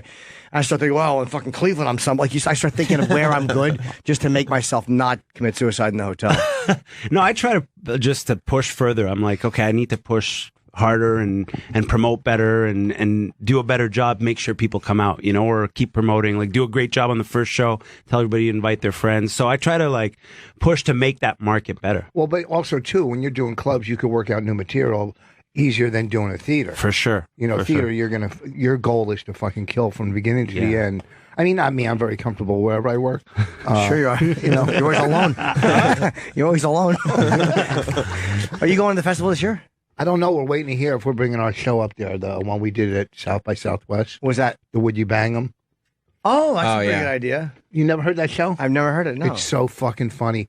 We put 5 comics on. They do 5 minutes apiece. Oh, yeah. And we have 4 female judges. And after their set, they decide whether they would fuck them or not. That's a great idea. We had 3 guys. And in South by Southwest, we had 3 females, and we had a gay guy, too. And DeRosa had such a fucking meltdown. He went on first. Why? Oh, it was... Okay, so the judges were, Morgan Murphy, Lisa, you know what I'm talking about, from The Cellar, Mateo, and some other girl. Lisa, yeah. Lisa. So Lisa's eating these Good and Fruities, a big box. So DeRosa walks out all cool, picks up her box of candy and throws them on the floor. That's pretty funny. We were dying. We were fucking dying. That's very funny. Me and Bobby were fucking, and Bobby was there. Well, she wasn't happy about it, right? No? And then he put his fucking foot up on the speaker like he was like Bruce Dickinson in 1980? Yeah. He had his leather coat on that was a little too short and his fucking, big head and his hunchback. But he was trashing women so hard. So when they went to judge him, she said things about his personal sexual, episodes. Like what? That he doesn't satisfy anybody. Oh no! And hold on, no. How did she know that? Yeah, so she was drawing this information from her friends. Previous. Oh man! But she was just saying that, and DeRosa fucking I mean, it was so. I loved Rose. He's one of my favorite. But he was melting down backstage. People like, everybody's trying to, look, relax. It's a fuck. You threw her candy on the floor. Well, you know what I mean? And she's, obviously likes candy. So at the end of the show, I said, look, just go back on when everybody's, and be real nice. Be the opposite, pro woman, this and that, and win them back. And he went on, and they had started throwing candy at him, but he turned it around. But it was such a melt. It was so fucking funny. I love hearing that someone's a lousy fuck. That makes me so happy. You're one sitting across from you. I know. Publicly too, man. Yeah, it's embarrassing. I know. You just got to take it. Like you just got to own it and go. Yep, if you own it, it's kind of hard for them to fucking nail you with it. If you own I'm kind of awful at that. Oh, listen, sometimes I've come before I've even had the chance to fuck. Are you a quick one? Sometimes. You got a girlfriend? Yeah, I got a girlfriend. Yeah. Oh, you do? How long? 3.5 years. It's weird, too. Like, the more successful you get, do you ever kind of wish you didn't? No, actually, I think I'm at the point and at the age where I'm happy with it, and this is where I want to be in my life. I'm also writing, for the first time, a lot of relationship material. I didn't have that before because I was always single, being a comic, and I've lived the single part of it, and it's like, this feels good now. What's your background? Are you... My parents are Indian. Indian. So do you draw... an Indian type crowd or Middle Eastern why didn't you want to crowd? say the word Indian? So I'm Indian. Well, do you draw? Well, because I didn't know if I was going to say Middle Eastern or Indian is different. Yeah, it's different. No, They're it isn't different. Yes, it is. No. Yeah, it's different. It is different. But they draw the same group. So hold on, but it's a big draw. He hold also on. gets a lot of Asians. You're wrong, Rich. Hold on. So you're Indian. Do you draw a lot of Jews? Well, that's exactly what you're talking about. It's totally different. It's totally different. It's They're completely different people. different. It's kind of the same. No, it's not. It's not American. different. Right. That's very, very jingoistic of you. But Rich. are the two biggest comics in Canada Indian guys, yourself and Russell Peters? That's Is there a big Indian population in There Canada? is a big Indian population, but I don't think that's all we draw. I mean, certainly speaking for myself, Mainly and I think Middle Russell Eastern, as well. right? Middle Eastern, that's right. But I draw a little bit of everybody. I mean, when I was doing shows in Quebec, it was in French, and it was about the English-French divide. Anybody who's been to Montreal knows that there are both languages going on in two different cultures. So the show was about that. So I drew pretty much a big Quebec crowd. And then in the rest of Canada, it was a little bit of everybody, which I think is cool because I don't only speak about my Indian background. I speak about, I talk about all kinds of different things and being Canadian, my Canadian perspective around the world. So I think that's fun too. The French, it's funny. I've walked the main. Was it the Hilton? Is the main hotel there, or the Hyatt? The Hyatt, yeah. And you walk down that road, whatever that road is. I should know that. St. Catherine. St. Catherine. Yeah. And they have these giant outdoor shows, and the guys are doing shows in French. Yeah. And I stood and watched for a few minutes, and there was thousands of people there. Mm-hmm. Yeah. And I'm like, this is so different than my experience as a comedian. Like somebody doing an outdoor festival in French, and there's nothing in my world that is connected to what this person. Well, is you didn't doing. do that in Cincinnati? No, I didn't. I did 40 angry people, and I got heckled by a fat comic. Some lady, she was mad at me. She was an open mic comic. That wasn't funny. She was Are you offended. serious? Oh boy, did I give her a beating? Oh, fucking comic. Exactly. Fucking beat it. That's why you're off on a Saturday watching me, fatso. Body shamed her. Did you? But you guys have never done an outdoor festival? Yeah. or Oh anything? yeah, we have. But I Yeah. was only saying in French, like the connection that guy had with those people in the Yep. room, like, or outdoors. It was literally. I felt like I was watching a band. Right. It had no. It was so unfamiliar to me because it was done in a different language, and these people all know this guy. It's almost like, have you ever been flying, and maybe not, you look down and you see houses, and you're like, the people in that house have no idea that I'm thinking about them right now. Yeah. They have no connection to Right. me whatsoever. It just felt like I was watching something in a different world. Right. And, okay. Yeah, I hosted Woodstock '99. We used to do the O&A tour. I'm saying outdoors. There was 12,000 people. He didn't We host did- it. He brought somebody on. He didn't host it. I hosted. I actually No, you hosted the Calgary Stampede. I did 18. It was 18,000 people a night, 10 nights in Calgary. I did like a 10-minute set in front of those people. Yeah, outdoors. That was a tough gig. But you It have is to a tough like gig. you have to bring your killer 10 and make sure that it speaks to everybody. they in that know you? audience. Some people did because I had a special on in Canada at that point. But Did you bomb or do well? I knock on wood, I did well. Yeah, You had good sets. Yeah, I had a good set, but I really had to bring like my 10 best. Almost. a 10-minute for like people who had any sort of attention deficit. Sure, Yeah. you got to move fast. Fast, quick, so what yeah. would now when you're doing? Was it 10 nights? You said. Yeah. 10 nights in front of 18,000 people. Was it the same bands every night? Were you going up in the same spot every night? Yeah, same spot every night. Yeah. Who were you after and who were you before? Oh man, it was all variety stuff. And then as they were changing the curtains in the back, they were changing all the set and stuff because it was like acrobats and things like that. I would do like 10 minutes. Oh, and you were there while they were changing. Yeah. Oh, how fucking distracting. I know. No, but they did it behind a curtain. But that was a tough gig mentally to get prepared for that as well. You know. Yeah. What are you doing, Rich? Rich is walking around showing something on his phone.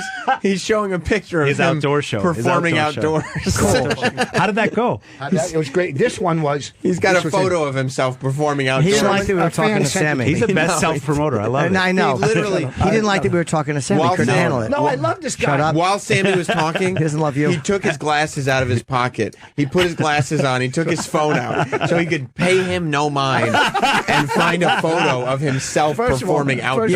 Let me tell you something. In prison, you'd get stabbed because you're a fucking snitch. Okay? You wouldn't last an hour. Jim Norton, guess what? Let me tell you something. I'd give out a You lot of say- sexual favors. Yeah, he would. Believe me. I do He'd well. be protected in jail. I do well.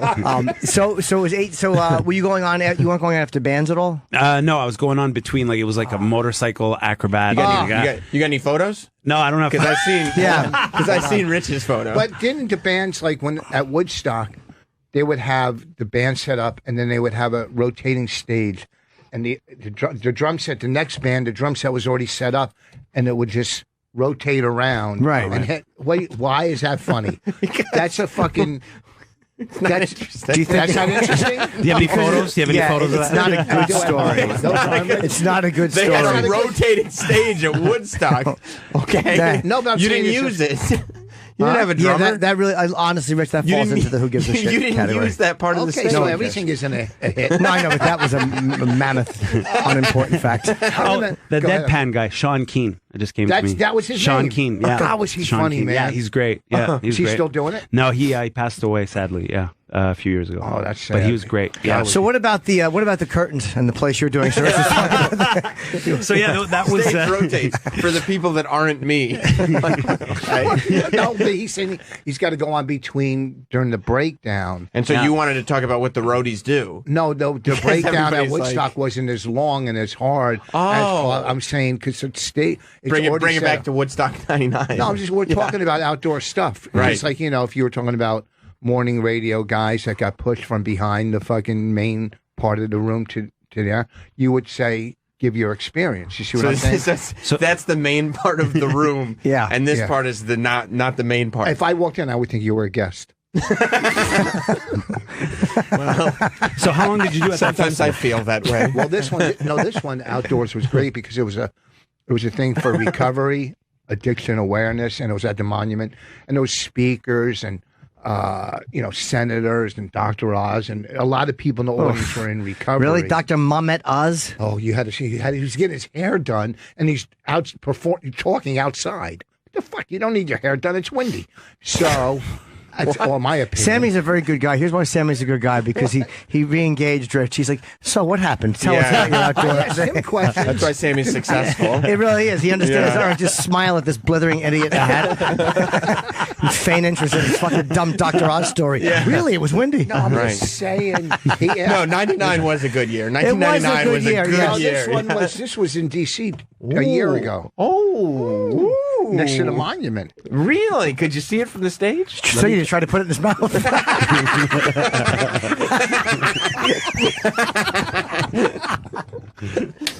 Oh, it's pointy. So, do you prefer doing bilingual shows? I'm always fascinated by someone. Dan Natterman is a comic from the cellar. Yeah. He started going over to he can do a 15-minute set. Eddie Izzard is like legendary for doing that, like different languages. And you'll go back and forth between English and French, or do you do one English, one French? No, I've done in Montreal the last 5 years. I did this bilingual show, which was about both cultures, English and French, and I did them in both. I did the show in both languages, and that one I enjoyed doing. I really loved doing it, and my final show, that one was an outdoor show as well. At Just for Laughs last year, that was my farewell show outdoors. That was pretty good. I wonder if that's the one I walked by. Was it on St. Catherine's or no? It was on, yeah, but it was in English and French, so it was both languages, and that was in front of 115,000. That was a farewell show. Oh no, this is not the same show I walked by. No. Wait, hold on. Wait, it was there. I wonder if this was the same You're show. talking about the one on the corner there, right across from the hotel. Yeah, massive. That's Yeah. not 100,000 people. No. No way. Okay, It's fucking Where was massive. your show? Mine was Jeanne Mance, which is a little bit higher, and Maisonneuve. So but it took up like 3 or 4 streets, and it was a pretty big show. It was a farewell show. But And you Mike gotta be Ward, clean too, right? No, I could have done. Oh, Mike Ward. Yeah, what about Mike? I love him. Yeah, Mike Ward did a show outdoors last year too, an outdoor show. Yeah, no, he's really loved it, and he does both languages as well. Is he blown up now in Canada after all this stuff? In French, he was always big. And then I think in English, he's starting to make a name for himself internationally as well. I really like the Canadian comedians because when Mike got in that trouble, he did some tasteless stuff and they wanted to fine him. Comedians really backed him publicly. Yep. And they don't do that as much here. When a guy gets in trouble, like everyone's kind of worried about their shit. But in Canada, I was respected the comics. That they really backed up Mike Ward. Are you talking about the guy in Vancouver that went after the lesbians? Was that Mike? No. He did another joke. There was that guy too. Uh-huh. But they had that Human Rights Commission up there That's right. where they go after you for language. It's a little annoying. Yeah. And then Mike Ward had something. He made fun of some actor or public figure kid who was. He was a kid. Yeah, Yeah. he was a singer who sang in front of the Pope, and I think he was disabled. Yeah, Was it- and it was the joke was in poor taste. But sometimes comedians do jokes in poor taste. And Yeah, they get a there whole was- bunch of shit for it. Yeah, but everybody backed him on that, and he's still fighting that in court. You've gotten Oh, that's right, because it was legal stuff. That's right. you've gotten death threats for your show before, right? I did in Quebec, yeah, because I was as you know, in Quebec there's a big divide. There are people who want to separate from the right. rest of Canada, and there people were happy with Quebec being within Canada. And I always took the stance of I was the federalist comedian in Quebec, and so that got me in a little bit of trouble with the separatists. And then I did get death threats for one show. Yeah. Was that scary? Yeah, man. I was on stage. It was right before I went on stage. It was a 2,000-seater in Sherbrooke, Quebec. And as I was driving, we got the call, and they said that there was a death threat at the venue, and the cops are there. They're searching everyone before you go in. Do you want to cancel the show? I was like, nah. If everybody's secure, if the cops have done their job, then I'll do the show, because I didn't want that to be like a statement where, okay, you can scare me off a stage, So I just because then people just keep doing it. yeah, exactly. Very rarely, no comedian. I mean, and Freddie Prinze talked about being shot at once years ago. He was many years ago. He was he was being very rude, and there was some guy mobster with his mother. Hey, my mother's in the audience, and Freddie Prinze was cursing. The guy pulled out a pistol. I don't know if he tried to hit him, but he missed him. But every once in a while it happens. But it's so ultra. Well, Rare. fucking Levy was working in Brooklyn, and they were going to fucking kill him after the show. And remember, I know. And the club owner said, "Look, I think I was at that show. It was Tickles. Yes. And he was, I worked with Levy that night, and he was Bob Levy was talking about, I'll never forget this giant guy, and Nick's like, hey, he looked like Nick Nolte's retarded brother. Like, he was fucking with guys that they said worked for John Gotti, and like afterwards, and they had to talk to them and go, oh, he's a comedian, he's just joking. They were gonna. You gotta watch. Wow. You gotta watch it sometimes when you're doing crowd work in Brooklyn. I guess that's the. Don't go after giant people in the audience. But a death threat is weird. Most people who are going to kill you aren't going to make a threat first. Yeah. Yeah. Do you end up like toning your stuff down after that, or not let it affect you? No, I like pushing the boundaries over there. About different things. I did the same thing in France. In France, I mean, I give my perspective as an outsider. There was a lot of racial and social and political tensions there, so I addressed that a lot on stage as well.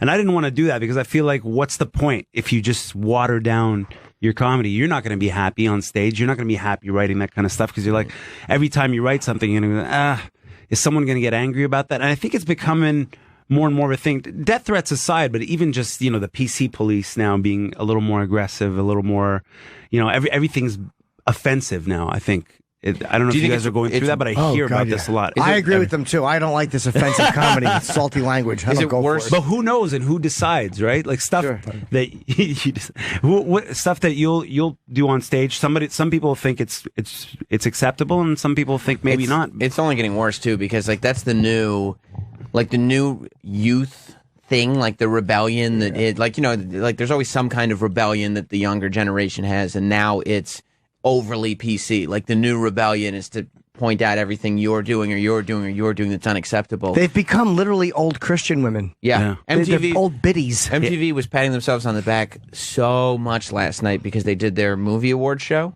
and it was historical because it was the first movie award show that did not have gender classifications for the categories. That's great. So there's less awards to give out. Yeah. And they were like, everybody's equal. Here's the winner.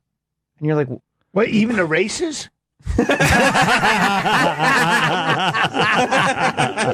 Those Middle Eastern Indians don't have their own award. So do you think it's worse in Canada or here? Or do you know? I don't know. I think it's just it's becoming across the board. It's becoming pretty even. I mean, I remember hearing an interview with Seinfeld saying that he got comments about one of his bits. He did, yeah. Yeah, and you're like, when and everybody was like, if Seinfeld's getting comments, then I think it's gotten a little too far. But then Jerry was talking about like what comedians are getting in trouble for. And it's like, come on, man, you're a little late to that one. Yeah. You've never gotten in trouble in your life. Yeah. People have been talking about that for years. Because that person in the audience was pissed off because they didn't notice. I don't know what you're saying. What are you talking about? Jerry said, "You ever notice?" Oh, come on, that was good. Oh If yeah, you no, knew- you're right. It was. Hold on. That's people rushing out of Cincinnati.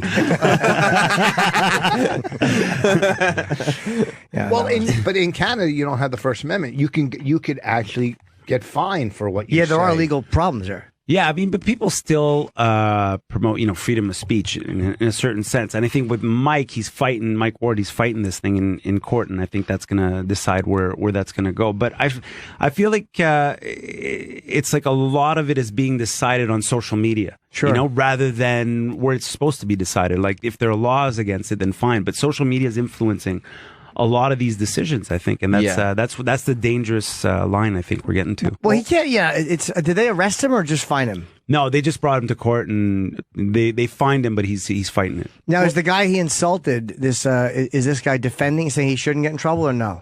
No, he's totally against Mike on this. Oh, he wants Mike to get in trouble. Yeah, I think so. Well, I heard the guy in Vancouver that there was a sign out front that saying entering this establishment, you might find some of this offensive or something. So right there, if they had that there, you can't really get sued. Exactly. And you shouldn't go in if you're easily. If you post that, then what can you go in at your own risk. Yeah. No, I understand that exactly. Yeah. Do you hear a noise? Hold on. Yeah, I heard it. Just close that, Troy. Wait. Okay. Yeah, there's coming from outside. Like, is that coming through our headphones? Yeah, I heard something too. Screaming and hollering. Yeah, but it is weird to have legal problems, around speech. You guys haven't had that here, huh? Lenny Bruce and Carlin, but they back in the days of getting arrested for it, but now no more. No. But you don't think comics in America stand up for each other? I think they not do. the way they did there. I mean, yeah, occasionally. When's the last time you saw on Twitter people defending something they didn't like a shitty joke? That was a shitty joke in the point that was mean. And I'm fine, but I still wanted to stick up for Mike because that's the type of jokes you have to defend, is mean ones. Yeah. And I can't remember the last time a comedian got in trouble for saying something really vile or shitty that the other comedians who didn't like it still came and stood up for him. Well, there was this one time that I saw something where I think was it radio hosts who got into trouble, and I think Patrice O'Neill went and defended someone, didn't he? Yeah, that was the Opie and Anthony show. That's that what used to be this show. Okay, that's right. Before Anthony got fired, me and Opie stood up. Now me and Sam are left here. Right. It was Patrice on TV talking about Patrice. No, he was talking about Opie and Anthony. When they got in trouble, he was talking about, I believe it was Opie and Anthony. I think so too. Yeah, when he was going through all the sexual things on Fox News, when he was talking about like the wasn't he defending Opie and Anthony? I think Patrice O'Neill went on TV, didn't he? He defended. He defended them. Yeah, and DL defended Imus, and Patrice probably did too. But I think it was Opie and Anthony he was talking about at that time. I think that was when we got suspended for Homeless Charlie. I think. That's right. I think that's what that was. Oh my God! Yeah, Homeless Charlie. A homeless guy came in and started talking about fucking. He wanted to fuck Condoleezza Rice and George Bush's wife. Right. Who is that Bush bitch? He was really a funny dude. Right. And the Queen of England. And the Queen of England. He wanted to rape the Queen of England, but he was a homeless guy. He wasn't. It's like you don't take a homeless guy to heart when he's just talking shit on the radio. He's just a funny dude who was out of his mind. But we got in trouble because we laughed. So stupid. And what happened? Were there legal repercussions to that? Or? No, suspended for a month because XM and Sirius were about to merge. It was just nonsense. Okay. But it was a 1-month suspension. That's what all that stuff is here. It's like there's never legal stuff, but there's always suspensions and firings because people on Twitter get together and that lynch mob starts up, and then they go after the advertisers. That's right. And once they start fucking with the money, it's like we got to do something just to stop this, to stop it. Do you have a TV show in Canada, or do you want one? I did have a TV show there. No, I'm just curious. Because he's so big in Canada, I'm wondering, why don't you have a show? I had a TV series there for 3 seasons. It just finished last year before I went to France. So 3 seasons. It was called Ces gars-là in French, which means those guys. And it was a buddy comedy for 3 seasons. Did really, really well. And we wanted to end it season 3 because I think that was at its peak. We wanted to leave on top. You were done. You decided to go. Yeah, we decided to go, but I wanted to go to France as well to pursue my career there as well. Did you regret that decision? No, I loved that move. I mean, I love going elsewhere. For me, I think it's a lot of fun starting over elsewhere as well. You know, like not just enjoying your success somewhere and just building another market. Like for me, it's fun to do, and that's why it's great to do the States too. It's like, you know, I'll do 1,400 seats at home, then I want to come back here, and I'm like, who do I call to get on at the Cellar or at the right? Yeah, you know. So who do I call to get on at the? Did you always want to be like a global?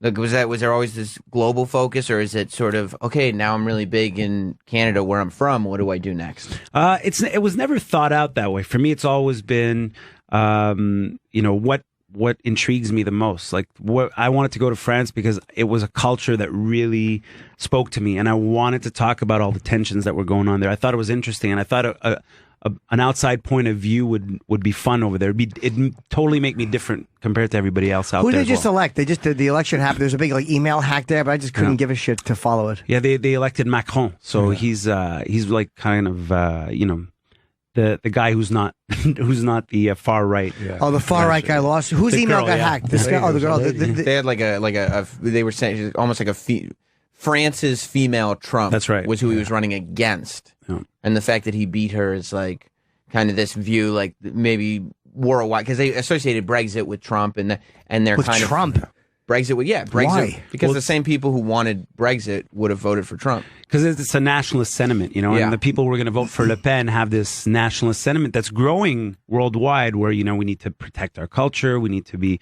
a little more exclusive. We can't, you know, just include everybody from different countries. So there was all of that talk going on.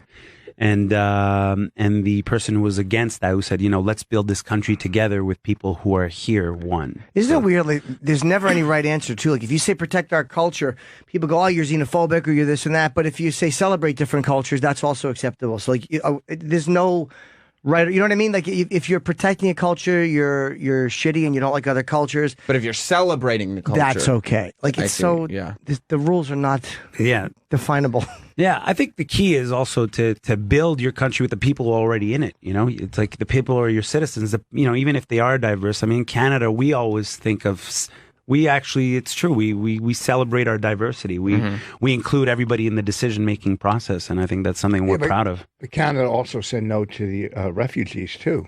No, right? you did. We brought in 25,000 of them. Yeah, last year. So I'm wrong. I'm sorry. Yeah. You literally, Rich apologized. No, but you couldn't have been wrong. You said you guys said no, and like no, we said yes. Like you said the 100% opposite thing. What's that? Like I don't know where would the first information have come from? Bonnie, it came from Bonnie. Oh, we did invite the Middle Eastern / Indians. The refugees from India. Isn't John Doerr a big comic in Canada? Yeah, John. Yeah, he's so funny, man. John's funny. Yeah, exactly. Did you know John Candy was from Canada? Yes, John Candy. Just making sure he knew that. Norm Macdonald. Michael J. Fox. Michael J. Fox. Yeah. Brett the Hitman Hart from Canada. Wayne Gretzky. Yeah. So does John still tour in Canada? John, I'm friends with him. I think he's so funny. Man. Johnny, you know if he's still a comedian if you're friends with him. What's that? You're not friends with him. You're like, does he still do comedy? Is he alive? Is he like, I'm friends with him? You'd know if he toured if you were friends with him. Not that close. Really, Bonnie's good friends with him. Oh, it's back. His girlfriend is Mitch's wife. Oh, Mitch Hedberg's ex-wife. And he goes out with her, Lynn, and Bonnie's friends with Lynn. So I'm just glad this isn't going inside at all. Like we're keeping this still for the audience. It's not just like a personal conversation where you're catching up over coffee or something. That's what radio's about. It's a discussion. If the audience catches it, they catch it. Oh, thank you for the advice. They normally don't. well, here's our strategy. You know, we try to just talk amongst ourselves, and if the audience catches it, well, they catch Hopefully it. you Who cares catch about it. the audience and the advertisers? So why do people really want to secede from Canada? When I hear about those guys, they remind me of a girlfriend you're dating who is going like, I'm leaving. I'm going to leave. And you know she's not going anywhere. Like Montreal knows they can't fucking back out of Canada. Right. I mean, a lot of it was Quebec as a province has its own culture, its own language, its own star system even, you know, and even in terms of comedy, I mean, I think I have two careers in Canada. I have my English career and then I have my French career for Quebec. So they're different. There's a different set of celebrities even. Yeah, different set of celebrities completely. And I think with Quebec, there's always been that talk where it's a separate culture. It needs to have its own. They need to have their own country. But you know, every time there's been a referendum, you know, they've lost. So we've always stayed as part of Canada. And for me, I appreciate Quebec. I think Canada wouldn't be what it is without Quebec. I think it adds a different flavor to have that province in there. It's like if one of your big states decided we want to be. I would say let them go. Like Texas. Fuck them. Let's see what happens when you're not protected by the United States military. Yeah. Good. Goodbye. I would laugh. I love Texas, but it would make me really laugh if they backed out and 20 minutes later Mexico invaded Texas with their army and just took it. So yeah, it's like, you know, people they're going to want the border protection. They're going to want all the. That's a good argument for America, but you know, in Canada, our army's not as powerful. As but they could keep someone out. I mean, they are keeping Quebec from being taken over. Yeah, but I think, you know, that discussion's taking place less and less as time goes by. But I heard sorry, Rich. What is it that they hate so much about the rest of Canada? I think it's just, you know, sometimes it's like a misunderstanding between the federal. Between the rest of Canada and Quebec, you know, I think, you know, there's that whole thing about, you know, we don't want Ottawa, which is our capital, deciding, you know, what our policy should be, where our money should go, all of that. So, but that discussion's happening way less than it used to. And we haven't had a referendum in over 20 years. So. Oh, all right. Yeah. Why am I thinking they're still trying to back out? No, they're not anymore. Oh, 20 years? How the fuck did I get that wrong? I don't know, dude. Didn't you think that they were still doing it? No, I knew. No, I knew they weren't. You knew that, right, Rich? Are you kidding me? That's why I didn't even talk. I let him fucking bury himself. He was on to John Dory. He was. Well, he was too busy wondering where all those refugees that Canada didn't take went. I made a mistake, and he corrected me. I'll never make that mistake And he again. apologized like a small child in elementary school. Sometimes you don't know everything that's going on in other countries. You said anything wrong. What's that? He said everything. I said you said anything. So he educated me, and I Did you thanked see him. Woodstock '99? I didn't. No. You know, Voss was the headliner. Absolutely, he was actually a headliner. That's right. I co-headline. He was the host. He actually was at the original too, doing comedy. But just to answer your question, John Doerr still does tour Canada, and he actually hosts a show at Just for Laughs called Funny as Hell. That's on HBO Canada. It's really, really good. Yeah. What's the hardest market to break into? The hardest market to break. They're all tough, man. They're not. I think the U.S. must be because it's so fragmented as well. Like, unless you're doing big TV or you're on TV nationally in a big way. I think it's tough to create a fan base nationwide that's going to follow you. I think you got to do it. You got to build it slowly. Do you have Canadians come down? Like, are there big pockets of Canadians here that go to see you all the time? Oh, there are. Whenever I come down to any of the cities, there are pockets of Canadians. It's like Canadian groups, Quebecois groups, and Indian groups rally and come out, and then, you know, everybody else who just comes out for comedy or has heard me on the radio or heard me do promo or comes with friends. So I get a good variety now. Well, didn't Russell have like a huge internet following too? Like a lot of the guys that like Russell Peters, because he was doing all these these accents and these cultures that people really didn't talk about much, and so they would watch him online, and then again when he would come, they would all. Yeah, his first special in 2004 just broke him. I think when he did that Comedy Now, he filmed it in Montreal. In Toronto. He filmed it in Canada, and it went on the internet. It was 45 minutes, and that's when, you know, it was kind of like when the internet was breaking and people were starting to put stuff on the internet. Like, right. It wasn't as saturated with comedy, and it just flew. But it was a really good special as well, to his credit. I don't think I ever saw it. Yeah, I remember it when it broke. I was dating a Chinese girl at the time, and I remember her and all of her Asian friends were obsessed with this comic that I'd never heard of. Yeah. And it wasn't you, Voss. No. And they put the special and on. it was a 45 minutes. Yeah. Like, nobody watches 45 minutes online anymore. It's just like segments. You know, they'll watch watch like a 2-minute thing. It's already too long if it's over 2 minutes. Yeah. But people would watch that 45 minutes together. This man's story will make you cry, and then you watch it. They got me recently. This ex-wrestler. They're like, this man made a whole school cry, and I was like, oh, this I douche. watched that video. Yeah, I got a little bit, even though it was like, all right, a little performy, but I was like, yeah, all right, I get it. Who was it? It was good. Yeah. I don't know his name. He was just talking about people who do drugs, and then he was talking about his relationship with his mother. You know, it was nice. Oh, I think I know the just- video. Yeah, you didn't cry, though, Rich. I jerked off. Yeah, So how does it happen that you have like in America? That's what one of my questions as well. That you have pockets of people who like you in certain cities you're big, and in other cities it's kind of like okay. How did that happen? Just it depended on where the radio show. Now we're on everywhere in the U.S. and Canada. Okay. But originally we were only on terrestrial radio. We were only on in certain markets. Okay. And I don't always know what maybe your mentality is like the mentality of a certain area. I really don't know exactly. I can't explain why do I do well in Fort Lauderdale but not well in Miami. Why do I do well here and then I can't come up with a reason. No, it hasn't been because you've been back a bunch of times. That's a little part of it more? in some places, yeah. But it's a lot more radio stuff. Like we were always on in Boston and Philadelphia and Cleveland, and so those markets I always do pretty well in. I don't know. I wish I could explain it better. I have no idea. Trying to figure out where I can do well. Have you had any bad shows recently? I don't mean bad shows where you're bombing, but I mean low crowds. Fridays are tougher, man. When in Yeah? these clubs, Fridays are tough. Saturday was good this week. Friday was horrible. Where were you? What's horrible? Oh, it's horrible. Yeah. The They mic curtained works. off the first row. And where were you? No, I was just doing some shitty one night. Saturday I did a theater. It's cool. It's the oldest movie theater in the country in Newtown, and it was In good. Connecticut. No, Newtown in Pennsylvania. Oh, okay. And it was over a couple hundred people, and it was just such a great audience because they didn't serve liquor there, Yeah. and no check spot. You know what I mean? Right. And it was a lot of fun. Yeah. But on the road, a lot of the clubs, on some shows will paper the room. Right. They won't paper for you. Well, that's not that they never do, but we contractually they were only allowed to do Yeah. a certain amount, like on a Thursday. Yeah. Okay. The So- worst. I don't know what they're coming to see. That's one thing I got to get used to again is that check spot. The check spot. It's fucking horrible. I haven't done that in a while, so it's like I got to get used to that happening, and it's usually your last 10 minutes. Or your last 15 That's minutes. when the waitresses are putting down the check for It's everybody. the worst. Yeah. No, it's when somebody walks around with a clipboard, you fucking idiot. Of course. No, the check spot. That was a stupid question, Sam. It wasn't a question. It was a statement so that the audience that doesn't hang around at the Comedy Cellar would know what we were talking about. They know what we're talking about because we're just talking. If they're in, they're in. That's right. That's true. If they don't catch it, then that's on That them. is true. Yeah, and it's the dreaded. Comedy Cellar doesn't even really do one. I think they do it at the end. It's literally the most dreaded moment in the show, though, when you hear those checks go because everyone's looking. Questions. What do you care? I've been on stage, and after 20 minutes, they've dropped them. Oh, wow. That's in the full- understandable. That's what. Well, they're supposed to do all that line at the door. Has to.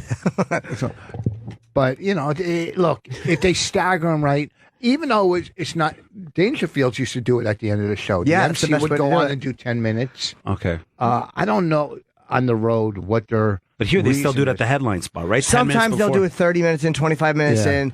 I just did Baltimore where they do it, but they tell you when they're going to do it. And I don't care as much anymore, but you could just feel the dip. That's Yeah. where I'm at this weekend. Were you just there? Mugubi's. Yeah, I'm there this weekend. Yeah, it's the attention span goes down. I think that's why even when I do corporates, I just tell them, I'm not going to do it while they're serving dinner Yes, or no. anything. You got to get rid of No, I everything. know. Yeah. Do you do those in Montreal a lot? I do a lot of corporates. Yeah, I In like French or doing English or both? those. Both. So a lot of times, like companies will want, someone who can do both languages because they're both official Canadian languages, or someone who can adapt to different cultures because a lot of times they'll have meetings with people from all over the world. So Get it clean. I can. They let me get away with a little bit more. A little bit more. Do They yeah. usually know you?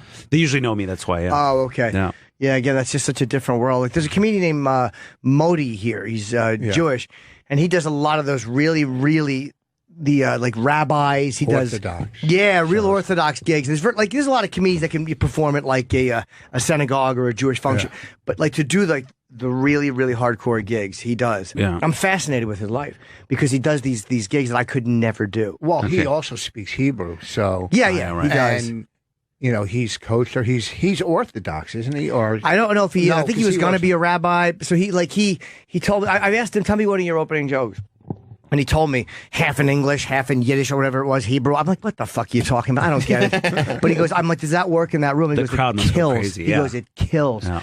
So it's like, I'm fascinated by these gigs that I have no connection to at all. But you guys do a lot of corporates from out of New York. You guys I do a lot? wouldn't know. Okay. I'll do one every 5 years, and it's because the owner likes me or the booker really wants to lose his job. No corporation wants me. I envy guys that can do them, though. I mean, you make 40 or 50 grand. Those guys that can do them, great. I mean, I can never. Well, you could do. I used to get hired to do roasts, like at the Marriott's. Whenever somebody was leaving, they would roast them. Yeah. But then I did one in Newark. They never used me again. Newark? Because they got too offended. And I go, this is a roast. You Yeah. know what I mean? That's what they're hiring me, is to trash this fucking guy that's leaving. And boom, people, they start writing and fucking letters. They didn't and- like it. Yeah, but it's interesting in the States too. It's almost like every state is its own culture here. Like I was fascinated whenever I toured the States. Like every state had its own philosophy, like their own kind of politics to it. I'd do the East Coast and it was one way, and then I remember I did a gig in Columbia, Missouri. It's a college town. And this one girl comes up to me after the show. She's like, "You're Canadian?" I'm like, "Yeah." And she's like, "I hate communists." And I'm like, "Oh, okay. Well, let me know if you see any." And I was like, "Whoa, okay, this must be a whole different part of the country." Whereas like everybody else was like, "Oh, Canadian. Let me see." It is very different. Like, Boston is a lot different than Texas. More best of Jim Norton and Sam Roberts right now. Kevin Hart. What's going on? What's up, buddy? Hey.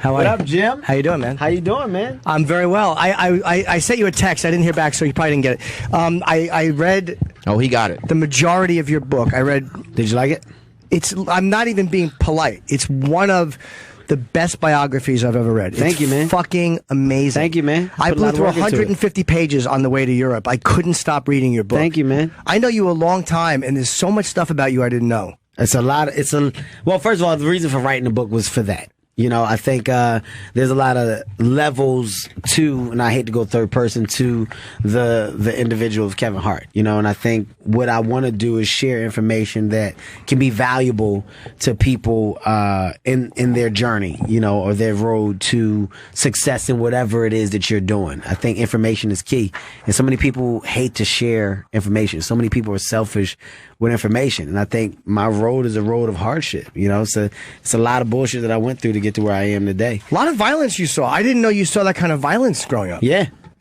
My dad was a cookie, man. He was a character. He really was. Yeah, he did a lot. So You saw your father was bleeding from being hacked up with an axe? my dad got hit in the head with an axe. When I went over his house to go see him, which my mom hated to do because her fear was we don't know what happens over there. And one of the times where she was like, "Fine, go," my dad got in a fight and the guy hit my dad in the head with an axe. He came back with a towel. Towel was fully blood, like just no white left in the towel. That had a logical explanation, though. That was refrigerator repairman beef, right? It was originally, it was, That's what happens in that the game. other refrigerator repair guy was jealous because I was better, and he hit me with the axe. Do you think that's the real reason now? No, of course not. No, absolutely not. But back then, when you're a kid, it makes sense. Oh, God, Dad, well, you got to stop being so good at refrigerator repair. He just wanted to take the opportunity to give himself a pat on the back. It was that. It literally, between seeing my dad get jumped, me and my brother saw my dad get jumped, and before it happened, he was like, "Y'all go home. I'm about to whoop these guys' ass." And he clearly knew that it was going to go the other way. Do you think he whipped their asses? No, he came back, and the results were obvious of what happened. He got a beating. He didn't even acknowledge it. He's like, "Y'all hungry?" And he's like, "What? Look at you, man. You all right?" Does that scare you when you see your father? Because your father is like such a strong figure in your life, and does it scare you when you see a strong figure like that be beaten up? It's a different level of reality as a child. Like, your dad is a hero. There's nothing that your dad can't do. If your dad say he can do it, as a kid, you believe it. If I say, "Hey, y'all want to see me jump on this roof?" Yeah. All right, watch. Everybody back up. Whether I do it or not, my kids are the only people out there that's like, "Dad's going to do it." Yeah. They have nothing but belief that you can do what you say you can do. So when you start to see the guy that you saw that was invincible in your mind, when you start to see those layers get peeled away, it does have an effect. You know, it is like, damn, like Dad is not who we thought Dad was. Not a superhero. He lies and steals. Yeah, it's a lot of shit in here, Dad. You just thought your dad was this amazing refrigerator repairman who beat everybody up, and you're like, no, he's not. No, he's not. No, he does Apparently, drugs. Dad does drugs and steals refrigerators. It's the complete opposite. My favorite part about the beginning, it seemed like your childhood was very confusing, because like a lot of the stories, as I'm reading them, I feel like I kind of know where they're going to go, and then they just go in a completely opposite left. direction. Yeah. Like when your dad's driving you to school, and he goes, you know, son, you're going to be okay. And I'm like, oh, this is going to be one of those sweet stories. And he goes, because, you know, we all got long dicks. We got big dicks. We got big dicks. That is a true piece of advice that my dad gave me. Like, I was just like you. Right. I was waiting for the gym. I was waiting for the piece of life that my dad was about to drop on me. And he's like, we got big dick. And you're just like, I got a big dick. Your brother got a big dick, so you got to have a big dick. So we gonna be okay. I was like, I wish my father gave me advice like that. I heard about Kevin's dick fucking way back from Keith Robinson. It was horrifying. Keith said that his dick got thrown out of the room when Kevin showed up. So his dad was right. He did grow into it. Yeah. Oh, okay. Yeah. That's a piece of Kevin Hart lore that's true, and it really annoys me. That's very true. It really That's very true. I will just say that there's one time at the Comedy Cellar that he showed it to a waitress who requested it, and she came up, oh my God! Oh my God!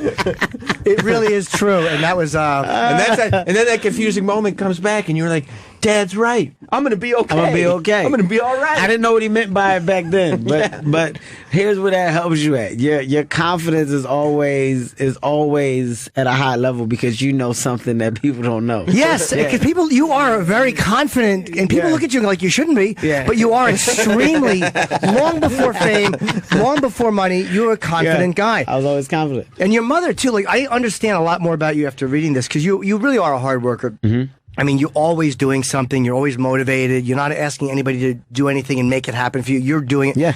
And then I see how you were raised with your mom and how she kind of didn't let you do anything and had activities. It's like, oh, now that kind of makes sense. Mm-hmm. Your mother really. My mom was strict. My mom was very strict, but she was strict simply because she saw the mistakes that she made with my brother. She was more lenient with my brother. You know, my brother was able to go out and come and go as he pleased. You know, there was a curfew, but it was late. And that's when my brother was in the streets. My brother sold drugs. My brother was stealing at one point, you know, snatching purses and robbing people at gunpoint. He got caught up into a bad life as well. So with me, it was no. You're not doing anything. You're not going anywhere. You're not going to leave my sight. I'm going to put you in an extracurricular activity that takes up all your time. That's why swimming came about. Oh, right. Yeah, you swam for years. I swam from the age like 8 or 9 until the end of high school. So I never had free time. I didn't have room for error. And that's what she made sure of. She didn't want me on the streets at all. She didn't want me to become a product of my environment. She didn't want me to grow up like my dad. And I mean, that was tough on her, because ultimately you grow a little bit of hate. You grow some resentment as like, yo, you don't let me do nothing. Like, and why don't you let me see Dad? And she got tired of hearing that. So I remember the biggest lesson she taught me was, you know, she was like, you know what? You want to see your dad? You want to go live with your dad? Because I kept saying I'm going to run away. I'm going to go live with Dad. I don't want to be here no more. You know, you get to that age as a boy. Puberty done kicked in. I'm tired of you treating me like I'm a boy. I'm a man. Yeah, I'm a man, damn it. You know, I'm 16. That's right. Time for me to hold my own in these streets. She's like, you want to live with your dad? Then you know what? Go. All right, fine. I can go. Get your stuff. Go. I will. Dad, Mom said I can come live with you. Come on. You know, my dad he don't ask no questions. Come on. He didn't do any checking. No checking.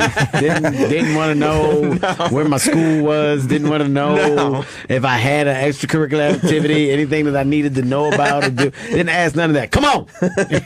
I get to my dad's house. This is a true story. My dad had about 7 or 8 people living in this place. I didn't know any of them. There was no electricity. They had a plug and it was like a cord that was hooked up and ran from like an abandoned house. There was still any electricity, so the electricity came from somewhere else. There was no hot water, and to take a bath, there was no like tub. They made me like put water in a basin. And he was like, put the water in the basin and heat it up next to the kerosene heater, and then use the basin to wash up. And it was like just the worst living condition that I've seen. Now, granted, for my dad and the people there, that environment was comfortable. That's all they knew. Mm-hmm. But I was like, wait, where's the tub? Where's my bed? You know, I was on a couch and there was other people around the couch, and I'm like, what the fuck? Was it at least neat and well kept in there? No, not at all. And I remember calling my mom that same night, and I was like, you got to come get me. She was like, the hell I do? You want to live with your dad? Live with your dad. And I was like, well, I don't want to live with dad anymore. I didn't know that dad was living like this. No, you know everything. What I'm doing is wrong. So if that's what you want, then that's what you go and get. And she made me stay there tonight. And that was like one of the toughest nights. And I have nothing but love for my dad, but it was just tough because I'm like, who are these people? And look at where I'm at. Like, I'm on a couch. I'm not even comfortable. And my mom came to get me the next day, and it was basically, if you're going to live under my roof, you're going to live by my rules. Okay? Stop battling me. Stop thinking that I'm doing what's wrong for you when I'm thinking I'm doing what's right. And she never down-talked my dad, or never made me feel like my dad was an enemy or like he was doing these wrong things. She's always bigged my father up because he was my father, but she allowed me to see things on my own as I got older. Did you ever resent him? Like, did you ever get mad at it? Because there's some stories about your dad in the book that are really kind of staggering. Yeah. I never resented my dad. That's a tough word. Never. I don't have any level of hate. You know, of course there was disappointment. There was high levels of damn, I thought dad was coming to pick us up today. Or damn, man, I ain't seen dad in I don't know how long. He's not picking up the phone. He's not answering the calls. You know, there's a level of what's going on with dad. It was never a thing where it was like, man, my dad ain't shit. I don't have that in me. I never have. And my mom never talked like that to help ignite a flame that would put that in me. So when he went through his problems, he went through them on his own until my brother felt that I was old enough to handle the information, and he told me, dad's on drugs. It is what it is. You know, we can't help him until he wants to help himself. And my dad had resentment and a grudge because my dad stole from my brother. You know, when my brother was building his barber shop and he brought all the equipment, he wanted my dad to do the electrical work. Just to kind of help your dad get back on his feet. Help him get on his feet, put some money in his pocket. And then my dad was doing the job for a minute, and then we come back one day, everything was gone. My dad stole everything. And that's my brother it went black for my brother after that. So it took me talking to my brother to get my brother to forgive so we can finally get my dad help. So you look at all this stuff, and people who think like, oh, Kevin just kind of came in. You didn't have it easy coming up. No. You didn't have it. You didn't get handed a deal when you came into the business. I mean, you were in the business for quite a while before anything happened. A long time, man. I mean, I got 19 years, almost 20 years in the business. So what gave you that patience? Because like you said, around you, it was a lot of culture, quick money. Your dad stealing, your brother selling drugs. Like, you saw people not being patient about it. Like, no, I'm 16. I'm a man. I can go. I can sell drugs. I can steal. I can do this. I can get money right now and be the man. And that doesn't really match up with, you know, driving to New York to do comedy. Yeah, well, you know, you see the consequences of it firsthand. You know, I saw my dad in and out of jail. You know, I saw my dad being addicted to drugs. I saw my brother sell drugs. I saw my mom find drugs and beat the shit out of my brother. And my brother be forced with an ultimatum of jail or the army. Like, pick one. And he chose the army, of course. I saw literally no high reward from the negative route. I saw that. I saw it firsthand. So when it was time for me to make decisions, the one person that I saw with any type of consistency was my mom. You know, it's not that my mom was rich or not that my mom was successful and financially stable on a high level. My mom did what she had to do to make sure that we were taken care of. And, you know, those lifestyles were not cheap. Granted, where we live, the cost of living wasn't crazy, So when I say not cheap, I'm saying I was on a swim team that was very expensive. We had to travel. There was hotels, there was bus rides, there were, carpools, there was, different levels of fees that come up. It's a traveling national swim team. And she's doing all this to keep you out of the streets and to keep you from getting fucked up outside the house. All of it was done on that side. It was all done on that side. I laughed out loud reading when you were talking about stupid Keith, and you said he told you your name. Were you Lil Kev at that point? Lil Kev the best. Lil Kev the best. You told the first thing he tells you is that your name is awful, and you pointed out how he had the worst voice you'd ever heard. your name is awful, stupid. Yeah, ain't good. The worst tone behind a human's voice that I've ever heard. Like, I've never heard anybody talk like that. I thought it was a joke. He's got to be joking. He's got a voice box, and this is a trick. You reminded me too, man, of how cruel Lucian was from the comedy from the comic strip. He's dead now, so we don't like to speak ill of the dead. But I don't like the guy. I don't think he was a good guy. I think there was an honesty to him, but there was an unnecessary level of cruelty to people. He liked being mean to comedians. He liked being fucking cutting and vicious under the guise of being honest. I mean, that's the first guy to hit me with honestly, that was my first rib shot. I think we all take body blows in the entertainment business. There's always something that happens that makes you go, oh, like, damn. Like, there's moments where you got to take the knee. Lucian was the first person to put me down to where I had to take a knee. He was basically, he told me that I needed to find something else to do. It was that blunt. I got off stage. I had a great set. Granted, my material wasn't great material. I'm new. I'm green. But I had a great set. The crowd enjoyed me. And I thought that I was going to the back to talk to him about coming to the comic strip and doing spots. And instead, it was just, I don't see it. I don't see this being your craft. I think that you should definitely look into doing something else because this isn't it. This isn't for you. And that's the first time that I heard that, but I had a guy like Keith that I was so close to that I told him, and I'm expecting Keith to be like, damn, if Lucian said that, it's something. And Keith was like, fuck Lucian. So what? Come on, stupid. Let's go down to the cellar and get something to eat. And I was like, eat? I can't eat. At a time like this. My life is over. Shut up, stupid. Get in the car and we'll go to other comedy clubs. Fuck Lucian. Like, it was so nonchalant and it rolled off his back. And when I saw that, I was still affected by it, but I was like, man, I don't know how he's acting like this is no big deal. This is me. This is my career. It is a big deal. And then we get down to the cellar, and everybody there is just, so what? Whatever. And we all were so vicious to each other, and we all were so mean to each other. But what we really did was prepare each other for the word no that could come at any possible time. We made each other comfortable with the fact that we were okay. We're going to be okay. And it's also like the guys, like, we would attack each other and it's all hack court. But you only did that with guys you liked and respected and guys you genuinely thought were fun. It was like nobody took a guy who was really a bad comedian and just sat him there and attacked. It would feel like attacking an audience member. Yeah. So the guys that we took to hack court, like we all dropped bits. No one ever won in hack court. Like, no one ever. It was like that court in Batman. No. When you can either like get killed or you have to walk in the across the fucking frozen river. Those so you're were gonna your die anyway. It's never going to be like, you know what, that was actually a good joke. We're incorrect. Never. You were never coming out of hat court right. No. You were never coming out with people going, no, guys, that's a good bit.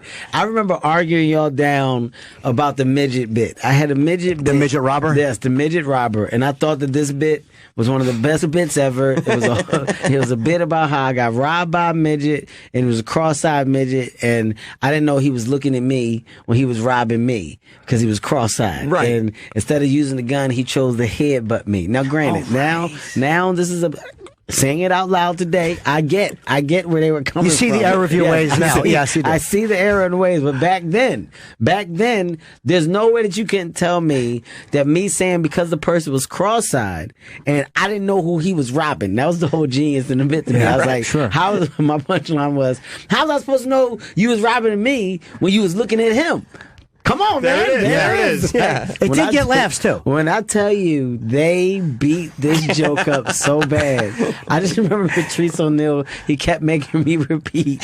So who's, because I'm at court, so I don't realize You what's have to going testify on. in your own defense. So he's like, so let me ask you again, little dummy. Patrice used to call me little dummy. Who's robbing you again? I kept going, the midget. And he's like, right. Back up to the beginning. Who has the gun? And I was like, the midget. It just kept making me say the midget.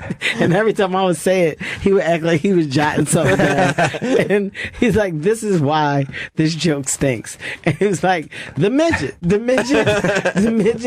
is not fun. It's not funny. I was like, what about the cross out? Like, I fought this joke so bad, but I love that they were so vicious, man. I have nothing but respect for Norton, Voss, Patrice, Colin, Keith, Burr. I mean, that table of people that we put together, man, that sat and just joked and cut. That made me so strong with the BS that I eventually dealt with in LA. It rolled off my back. I didn't care. And it makes you more honest, too, because you're so used to being called out and calling people out that when something bad happens, instead of the room being uncomfortable, you're like, oh, that was fucking awful. Yeah, well, and you're okay acknowledging it. Yep, that was bad. That was me at SNL. Man, those impressions might not make it, huh, guys? Did you say that at the audition? No, at the audition. When I got done Avery Johnson, I was like, no Avery Johnson fans? How was your De Niro? Do you still do De Niro in the act? My De Niro was horrible then. It's still horrible now. It's just screwing up my face. I don't even say a line that De Niro did from the movie. I just, that's it. It was one of the How about worst. Denzel? Was your Denzel any good? No, it was fresh off. Okay. That's it, guys. That's good. That's really good. I remember Lauren just eating popcorn, going, He just kept saying, And I was like, y'all want to hear some stand up? It was just the worst. Did you know you were bombing? I knew I was bombing in the impressions. I killed in the stand-up. Oh, you did? When I got to the impressions, that's when it all went south. The characters were going south. That's when it all... When I got to the part where you had to show why you should be on the show, sure, that's where I was off. Yeah, the stand-up, which had nothing to do with SNL. I'm a comedian. Yeah, but I cannot do impressions, guys, so I don't think I'm a fit in here at all. What was the show, too? This is something... I remember when you got the show, I didn't know this part of it happened. Like, there's so much shit I didn't know. You get this show, and they're ready. It's on ABC. Mm-hmm. What was the name of that show that was about where they brought you to New York to announce it? The Big House. That was The Big House. The Big House. People don't even know this story, man. I got at a young age, I think it was 24, maybe. I think it was about 24. This is when I had a deal. I went to Montreal, did well, got a deal, nothing happened. And I said, you know what? I said, what I should do is develop my own show. What if I had an idea for a show? I was telling my manager, Dave Becky, and he's like, oh man, that'd be cool. Like, what's the idea? And I pitched him the idea. I wanted to do the reverse of the Fresh Prince of Bel-Air. So basically, it's a guy who's coming from money. Something happened with his parents, and he's forced to go back and live with his other side of the family who's not doing well at all. This is how I wanted to do a spin on my life and talk about where I came from, but I just wanted to have a reason to get there. Pitch the show gets picked up. Oh my God, my life is about to change. I'm about to be rich. I made it. This is crazy. I got my own show. I'm executive producing. I'm a writer on it. I'm starring in it. They picked up 12 episodes. This is unbelievable. Okay, Kevin, you got to go to the upfronts. This is a big deal. What's the upfronts? Tell me what it is. Well, that's where we take the talent and they go to New York and there's this big thing where they announce the show in front of people and you got to take pictures. It's like the best thing ever. Oh my God. Do I get a suit? Get a suit. What about the rest of the cast? Well, they only want you there. No, that can't be because I'm not doing a show by myself. You know what? The cast got to come. They're not going to fly the rest of the cast there. Then I'm going to take my money and do it. You know, I don't have a crazy amount of money, but I can afford to fly them. This show don't happen without them. Right. I'm flying the whole cast in. Flew the whole cast to New York, put them in hotels myself. Upfront day. Walk out the hotel. Pictures. Nonstop. I'm a star. Was that your first experience with that? My first experience with that. I'm a star, man. Look at this. I'm walking on the carpet. Everybody, Kevin, hey, Kevin Hart. Hey, the big house, taking pictures. The most unbelievable feeling ever. I get there. They're like, all right, Kevin, you're going up. You got about 7 minutes. Let's get you backstage. They get me backstage. They wire me, put the mic on me. I'm about to basically walk on stage, and they're going to announce what's new for this fall season, the big house. Right before I'm about to take a step, there's a guy in front of me. He's just talking in his headset. This is what I hear verbatim. I got him. He's right here. Yeah. Okay. And then what? Okay. No, I'm looking at him. Okay. I'm going to do it right now. Send the other one so I know. That way so they can go. Okay. All right. Kevin, you're not going up. I said, I'm sorry. What do you mean? No, we're not using you. You're not going up on this one. Something's going on, but I think they're pulling the show. I don't know, but it sounds like they're pulling the show. I'm sorry. What's going on? This is crazy. What? I'm so confused. What? Just step back, Kevin. You got to step back. Okay, bring them up. I see another show. 5 people. They're just rushing these people to the stage. The host goes, and the McKinneys, whatever the show Kelly's was. or something. It was. I forgot the actor. He was short. There's only 3 short guys. It was a short white guy. He had a show, and it was coming on. This when they were recreating TGIF. They bring him up. He whizzes by me. They're high-fiving. They're excited. Dave is running. I see Dave running back, sweating. I don't know where he ran from, sweating. He's like, buddy, don't panic. I don't know what this is. I've never seen anything like this in a business. This has never happened. I'm going to get to the bottom of this right now. Okay? Don't worry about it. I'm like, what's going on? Right now, they're trying to pull some shit. They're trying to say you're canceled. Okay? And I'm like, what? What do you mean I'm canceled? I know. It's crazy. We're going to get to the bottom of it. Just know that I'm on it. Me and Dave go to the back. He said, let's get out of here. Let's go to the hotel. He's on the phone. Everybody's talking to is like, I know, it's canceled. It's canceled. They basically canceled the show. Nobody from the network came to talk to me. Nobody confronted me. Nobody said anything. I said, what about the cast? I flew the cast out here. Dave was like, I'm trying to figure it out, man. They're saying that they don't want to fly him back, because they didn't fly him out. I'm like, what the fuck? Oh my God. So I got to tell the cast. So I have a meeting with the cast about how I flew everybody out, how the show's not getting picked up. It's canceled. I'm sorry, guys. I'm going to try to find out what I can. I'll book you guys flights so you can get out of here. They're down. They're disappointed. Sure. I said, enjoy the rooms. Just, in the morning, you guys can jump on the plane. Cast flies out. Dave goes, do you want to go home? I can have them change your flight so you can leave. I know that this is tough. I said, I'm not going anywhere. I said, this is my first time I've ever experienced anything like this. I'm going to the parties. I'm going to every party. Like, I'm going to have a good time. I went to every single party. Everybody looked at me like I was crazy. They all knew what happened. All knew what happened. It spread like wildfire. And it was like, he's got to be on drugs or something. Like, how can he be having a good time? Everybody's just constantly checking on me. You okay? We heard what happened. I'm like, I'm fine. It is what it is. That's life. Hopefully I get the next one. I was prepared for that punch in the stomach because I was already taking so many punches in the stomach. Right. So this was a big punch in the stomach, but I had so many that I shoulder shrugged it. I'm going to be all right. I'll be back. I was actually telling that to people, to execs, to studio heads. I'm good. I'll be back. That's just the first time, man. It's the first of many. I was so positive that everybody was mind blown that when things finally turned around and I did come back because they ended up picking the show up later that year and they picked us up for like 6 episodes. Everybody was so happy at the opportunity. They were rooting. Go, Kevin. We're so glad that it finally worked out. We're so glad. 6 episodes, show got canceled again. I was okay. All right, fine. I guess I got to figure out a way to create another show. I'll be all right. But those same studio execs are still in the business today.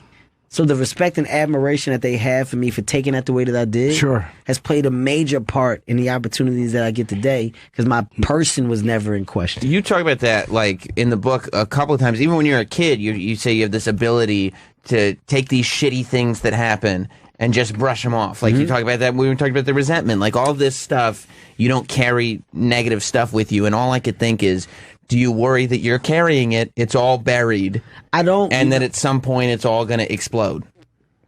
it would have exploded already.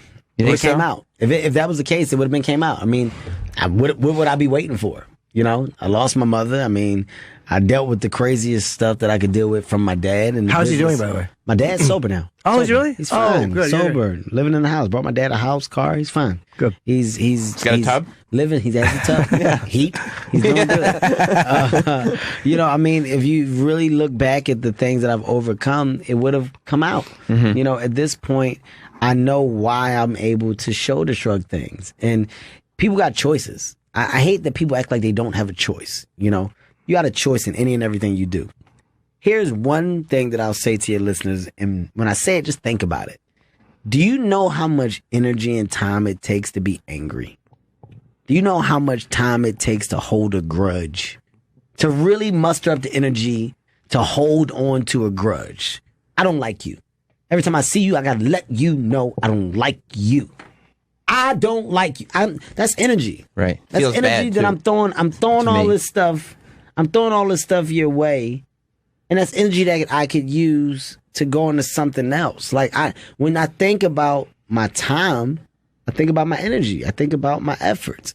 How much time and energy do I really have? And how much do I want to put into stuff that's not going to affect me on a day-to-day basis? It's just negative, just nonsense. Nonsense. I mean, I don't have the time for it. That's why the negativity that I have received, I respond with kindness. I get hate all the time. I'm always amazed at comedians, by the way, who it's like a couple of comics have said shit. It's like, for what? Yeah.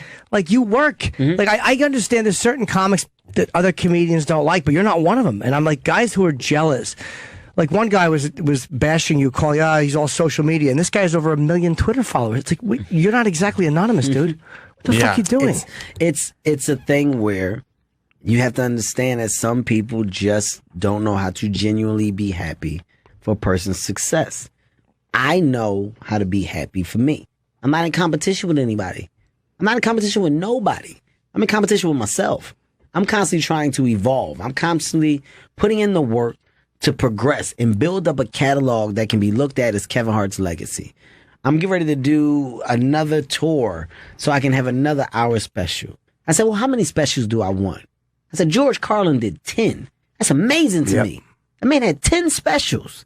I said, man, if I can get close to 10 and have a catalog of comedy that's on par with George Carlin did, that'll be an amazing tap out, man. Because that man did some amazing stuff. And I'm a student.